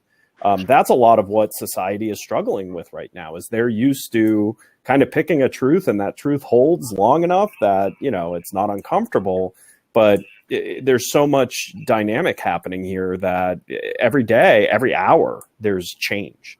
And you know, that's grating on certain types of people who, you know, really have a hard time with change. You know, and then God forbid something happens, you know, like if you're put into what's already a tough situation in normal times, and then you have to deal with it during, you know, what's happening right now. These are all things that need to be thought of as we're building, you know, plans for what's allowed, what's not allowed. There has to be some room for thought on not everyone is perfectly well adjusted and healthy. You know, they need certain things that are maybe not obvious to someone who is. Mm-hmm. Two perspectives to add to this that I find interesting through the dialogue of friends of mine that are here that are retired. I'm speaking for them, not of them. They have referred to the fact that they are losing time. They're being squandered. They're being stolen from. Because here they have retired, and they were going to be doing all these things. They have an RV, they have a boat, they have whatever it is that they've acquired through their hard work, and they've retired, and they can't do anything but stay at home. A lot of these people already stayed at home most of the time anyway. But now I have friends that are actually building pools in their backyard where they said they would never have one. Why? Because they can't go out and do anything. So they're going to start creating the environment around their home that they were going out and doing. So there's a lot of that as a potential in the future tense, that if you can create some level of safety, security for them to make the decision to say that you can go to them, which brings me to my question point. If you have the physical facilities to be able to isolate sections out, you know, identify them, whether it be a group of cottages or a wing of a building that can be isolated, do you think there's any value to say that we have this ultra sanitation sealed, all the things that Melissa, you pointed up with the stickers and the sanitation, this is the ultra super duper safe, nobody sees anybody, touches anybody thing. Does that sell, or is that just an over dramatification of what is currently? I think it has the. If Tim was here, he'd say, when you invent the ship, you invent the shipwreck. I think it creates a shipwreck in that the non super duper sanitized area is now the dirty area, right? And I think that's the perception that a lot of people will take. Well, even beyond that, like, are you going to put access control so that the people from the dirty area can't mingle with the people from the clean area? I mean, you know, like, is staff going to be allowed to be in the dirty area, or, you know, with heat cameras and temperature checkers and everything else? I mean, you're talking about the full ball of wax. You're creating good and bad at that point, and that's never a good value proposition to sell to people, because you're going to likely have more bad than good in terms of what you're selling. But then it kind of contradicts something. Are only the uber wealthy allowed in the clean area? Like, well, I mean, but then again, this goes back to something you pointed out from making websites, Stuart. We make it for the least common denominator. Mm-hmm. We're doing the same by not doing that. I know what you're saying about the shipwreck. I'm not disagreeing with you, but I'm just on a contrapoint of it, saying for those who find this to be the ultimate, and I'll give you the example. I have a friend of mine that I'm helping him do his marketing with. He sells it to doctor's office. They do a one-room single sanitation sealed. And that room is for high risk or high concern risk people that they are brought into by a back door, by somebody that is completely checked every day for testing and brought into that room for that purpose of being completely isolated from everybody else, and nobody sees or does anything that isn't been completely checked as being, before walking in that door, safe to be seen. Yeah. So I actually, but I people that have high risk, and there's a lot of them in the market already right now. And also for those who have high concern, that they just don't want to be around the general populace. But there's catering for extreme cases and and creating a classed hierarchy, right? And because when we were talking earlier about don't cater to the lowest common denominator, be specific and personalized, it's additive. It's giving each individual what they want. It's not taking away from someone else. And what you're creating is the haves and the have-nots. in that, especially in the society we live Well, I'll in. give the America people their keggers in their wing too. I'll let them walk around without masks or underwear or anything if they want to. Yeah, but I you can't have that because you're actually creating an expectation that's going to end up getting you sued if one of your employees happens to have COVID and gives it to one of these uber isolated people. Yeah. Again, it goes back to logistics. I mean, that's down Because to you have to understand a lot of the logistics you're talking about catch most cases of COVID, but there have been multiple cases of COVID with no elevated, body temperature. Because you can't completely section this off, like you really couldn't. Hospitals can't even do it. So what makes you think a hotel can? You shouldn't set an expectation to welcome a traveler that needs that, because really, I mean, what you are catering to is a traveler who needs it. And my gosh, first of all, you're going to be charging them more, which also means they have more resources, because the legal ramification of not delivering on such a crazy promise is going to be substantial, because the argument will be you didn't have to do this as a business. You have. Well, I'm not saying we're guaranteeing. I'm just saying that we have done all the following list. If this finds to be safety for you and you feel comfortable that we're doing all these exceptionally additional things to the point that you're willing to make a choice for travel, are you going to charge more for it? Yes, you would be. All right, then. Sooner or later, though, we have to accept that there's a certain level of risk in the things that we do. And we talk all about COVID. COVID is not the only thing killing people these days. People do still get hit by cars, whatever. There's sleeping disease is actually a thing. Did you know that? Mm-hmm. So certainly COVID's very high. There are people who die every year from overdosing on water. Mm-hmm. There you go. So just saying. I have a 2-story house. I wake up in the morning, I could fall down the steps. Okay. Now, I'm not trying to minimize COVID by any means. Don't misunderstand that. But it's not the only thing that kills people. We take it mayhem every day. So, what do we define as at a point where I'm ready to accept this risk of what I'm doing? And I just think that's something we have to come to terms with. And you can use flu as an example, right? In the US, 50,000 people a year die from flu every year. And it has a vaccine. We have a vaccine that some people choose not to, a lot of people choose not to get, and the efficacy is kind of 50-50. No, I got the vaccine, I still got it. Then why the hell did I get the flu from you? If you'd like to prove that with science, then you can do so.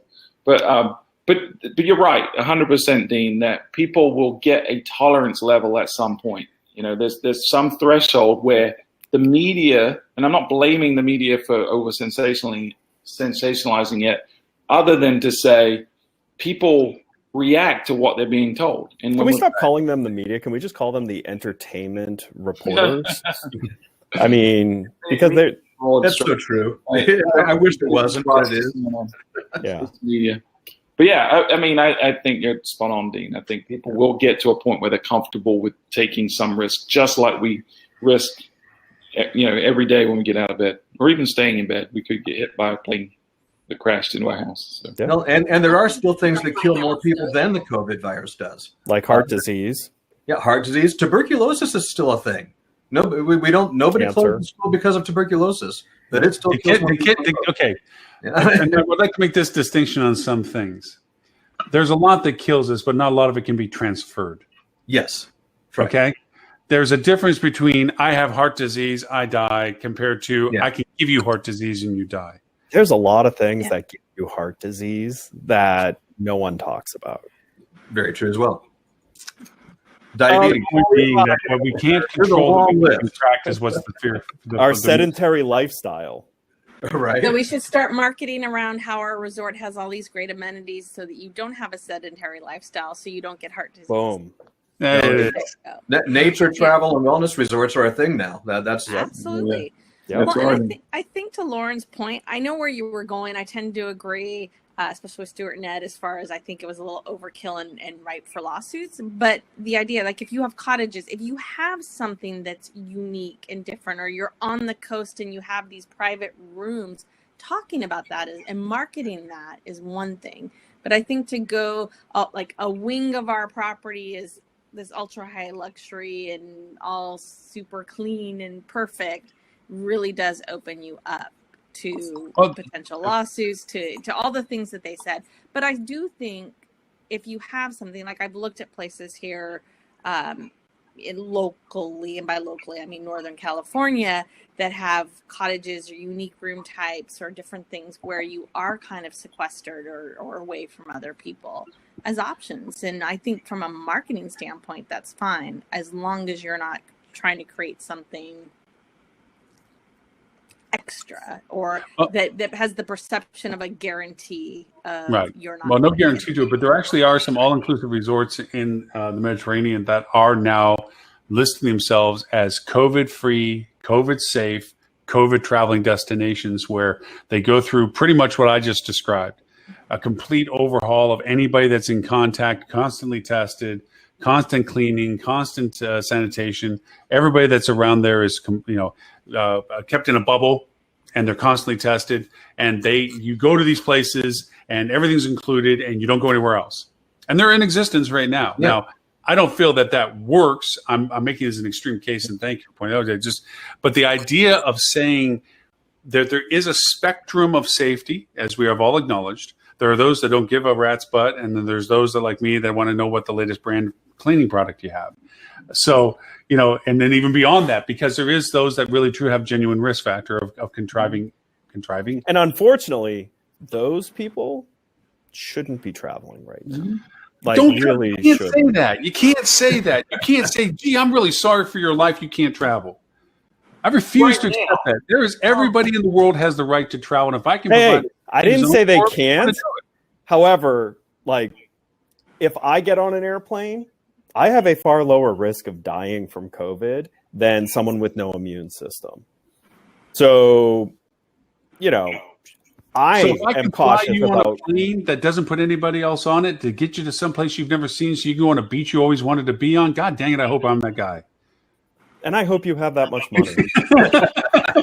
Because let's be honest, the people who are really feeling this pain are not the ones who can do the things you're talking about. They're fine. That's the thing. That's the thing. So if you have the method of providing, but you want to charge more for it, which then instantly undoes what you're talking about. No. Oh, you don't want to charge more for it. It's not the purpose of charging more for it. It's the purpose of. Well, you have to charge more for it because it's expensive to do, which then instantly makes it to where it's not available to the person you're envisioning should get the benefit of it. Can I just say this, travelers, that if you could put a refrigerator in the room, it wasn't about the rate of the room, it's the fact that you were attentive to the fact that they needed it. I'm talking about the same mentality. If I can bring some bubbling your staff, that gives them this. Bubbling your staff to create the environment you're talking about, in itself, the expense of that is astronomical. Go ask the NBA, go ask Disney how much it costs to create a bubble. They can tell you it's not cheap. So, but the fact that we can possibly do this, and I mean this from a Make-A-Wish Foundation supporter, if you can create the solution to the problem, why can't you? Well, but you're talking out of both sides of your mouth now. Yeah, and I was literally about to stop this debate, because oftentimes when we pick on you, Lauren, Ed and I will get people telling us we were mean to you on the show, and we never, this is never mean spirited. We respect each other greatly, and we like to have these little spars because it's entertaining for all of us. But you can't say I'm going to create this elite system that people are going to pay more money for. And then say, but I'm doing it in this altruistic way to help people that have the need for it. And it's charitable, right? It can't be high-end luxury and charitable at the same time. I'm not talking about high-end luxury. You're adding words that I never added. I didn't say elite, and I didn't say luxury. I said if it has the possibility of creating a solution, then it's more expensive to be done for those who can afford it. It's an expensive solution. But for those only people available to those who can afford it. But for those who can't afford it, why shouldn't it be possible? Yeah, if it can be done, why can't we do it? Is your message? Right. I think you're talking I'm not talking about the value proposition of how much money you can make or whether or not. But if I can, were you saying that sarcastically, or were you? Why wouldn't I? No, sincerely. I see his point. There's a lot of logistics that go and barriers that go into that, but it's a legitimate point. If you can do it, then why aren't you doing it? Now, okay, so the answer maybe is it costs too much money. Okay, how do we solve that problem? Right. So solve the problems, but first we have to have what's the goal we're trying to do. So solve the economic issue. of bubbling your staff and extra sanitization and all this extra investment and solve it in a way that it does not at all touch profitability. And Lauren's vision is correct. Didn't even add that. For a person that builds so you're saying a business should do this not profitably? Because no, Ed. What I'm saying is, for a person that builds companies to solve problems, you're absolutely poo-pooing on the very concept of why solve problems. That stop presenting this. You've shifted your argument. You do what I do when I'm losing an argument. I change what I was saying at the beginning. What's the purpose of coming up with creativity if you don't have the means of its value? Came up with this as a ploy to help a business make more money during a pandemic. You position this as, hey, what about this idea? So should a business do it at a loss? Let me ask that. Let's start with this. Should a business do that at a loss? NBA is.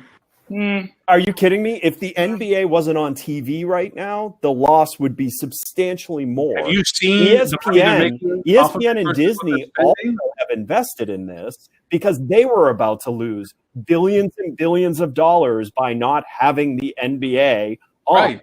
So it was for profit.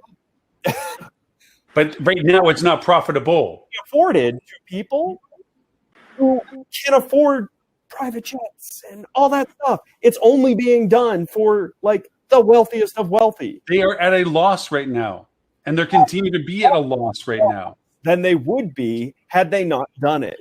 Oh, so you're saying it's okay to be at a loss as long as it's attempting to be profitable? The size of Disney, which, let's face it, this is all about Disney because it's ESPN and Disney. The size of Disney, yes. Time to switch to the Jack Daniels. Over the next 6 months because they have endless supplies of money. They lost $3.3 billion in 1 quarter from their theme parks. Okay, to bring it back to reality of what we're talking about, I have lost money. Can we have a hug first? Hold on. I have lost money to create a guest experience because it was the right thing to do for the guest at the time. Could I do that to every guest that walked in my hotel? Absolutely not. But for that one guest, I was willing to eat costs to make sure that I lived up to what I said I was going to do for them. Now, in that process, if I can provide a service because of the logistics that it takes to do that, then yes, I want to always do it for profit because I'm running a business. But 2, there are times, opportunities, to Stuart, your point, to the exception you think I'm making, I'm talking 2 sides out of my mouth, that could be given to, or at least helpful in giving somebody an opportunity that can't afford it out of the profitability spectrum, allow them to experience it. Sell a lot of it to wealthy people and mark it up even more because for every night they stay, they give a half night to I don't know. Ask all those people that make socks and give another pair away. I don't care. I mean, if you're talking about the fact if you have the ability to go over and do it as a hospitality person, why wouldn't you try to figure out a way of the spirit of what you're suggesting now, I agree with 100%, but that's not what you started this conversation about. Yeah, your current new argument, sure. Yes. No. I talked about the pendulum swing, but if you could isolate a wing and so forth just to see what the idea was. But to what Tammie was pointing out, there must be some middle ground to being able to isolate out what you're capable of doing and presenting it in a format that people appreciate, that might be what they needed to see and understand to make a choice. Lauren, I love you. You're awesome. I want to take it back to what you were talking about with the closed environment with the all-inclusive resorts, because there's another industry, or another segment of our industry that I think the only way that they come back is to replicate that, and that's the cruise industry.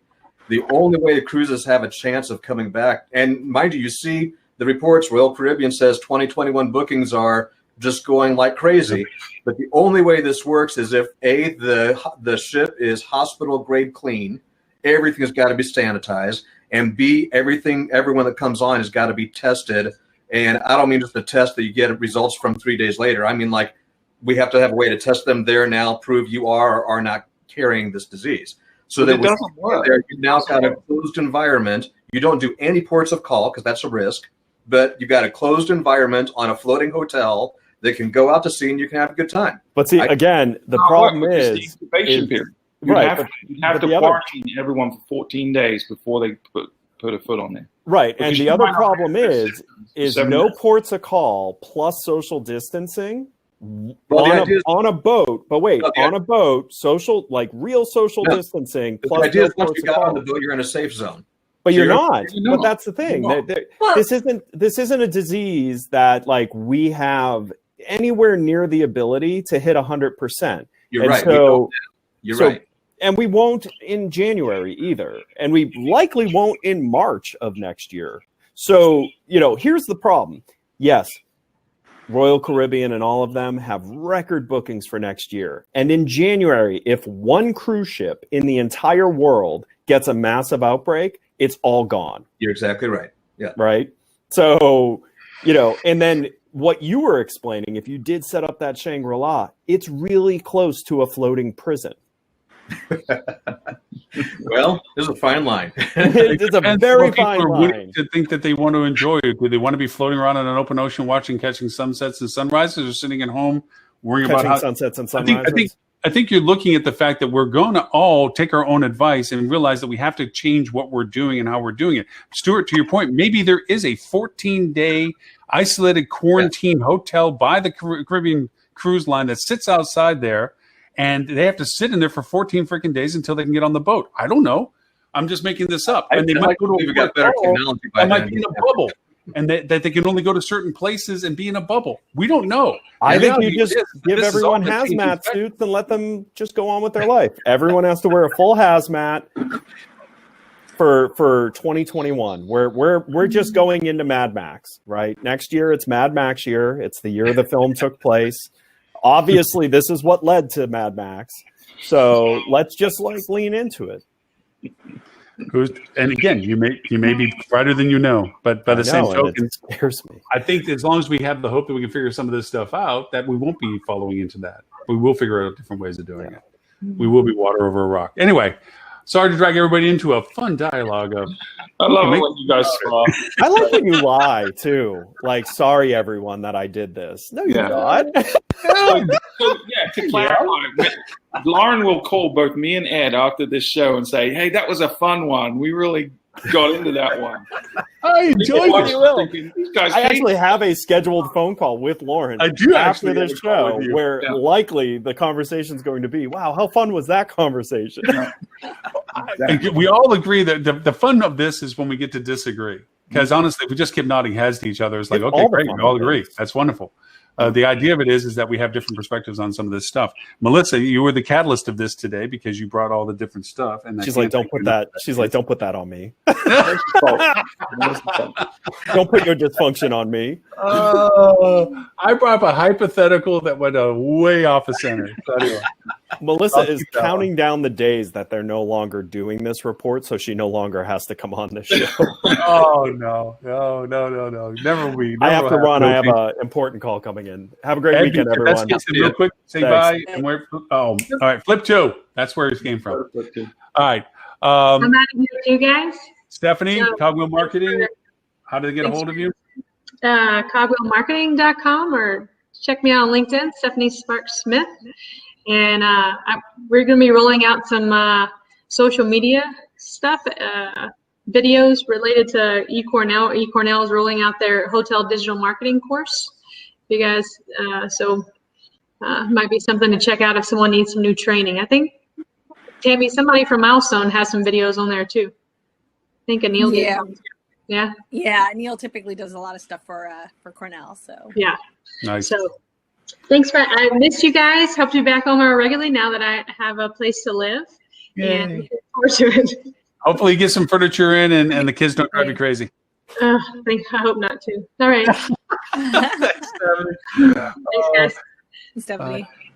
So, Tammie, where is it that people can find you in Milestone?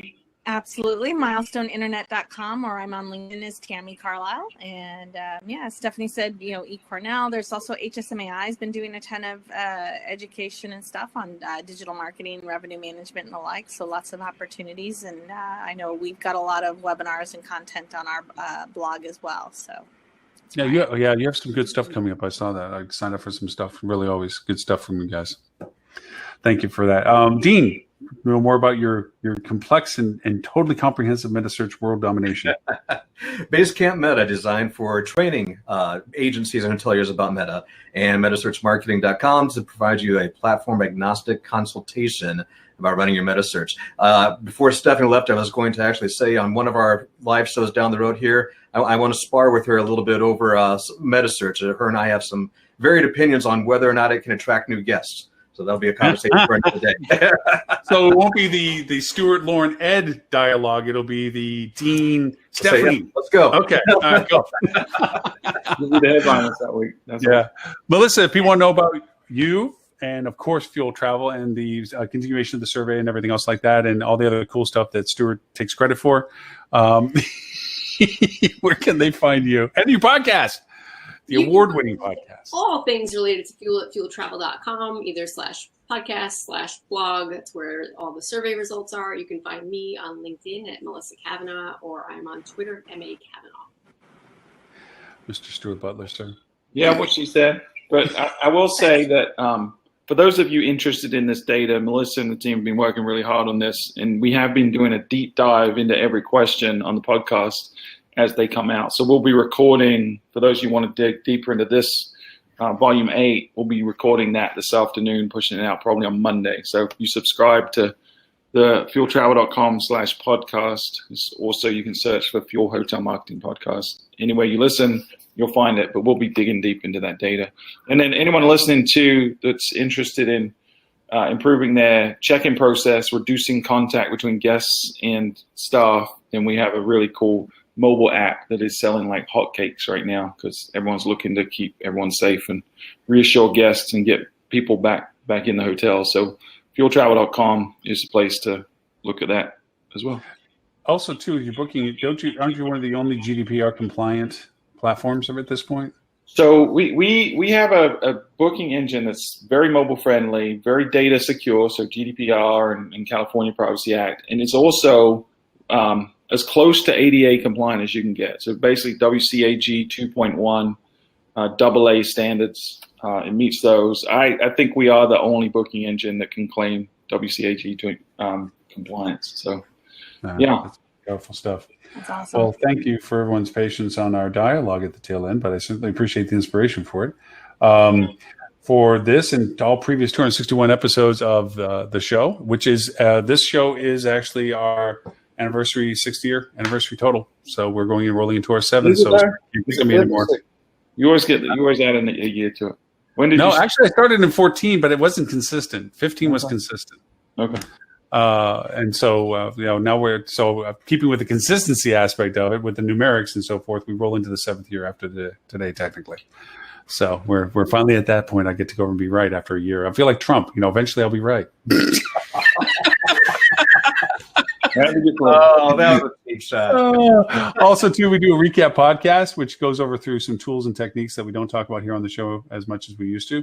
And also a recap of the show, which I'll admit the tail end conversation is being me completely right and Stuart and Ed completely wrong. And but please join us again next week. Show number 263, 11:30 Eastern time. And for everyone that did watch us and listen to us and follow us and comments in the chat box, sincerely appreciate your participation in dialogue. And always an open invitation for those that do join us. If you'd like to join us on the screen, you're always more than welcome to, as long as there's an open chair for it. As you can see, we don't mind disagreeing and or agreeing and or listening. So Thank you all very much for your time today. Bye, everyone, and thank you. Bye guys. See you.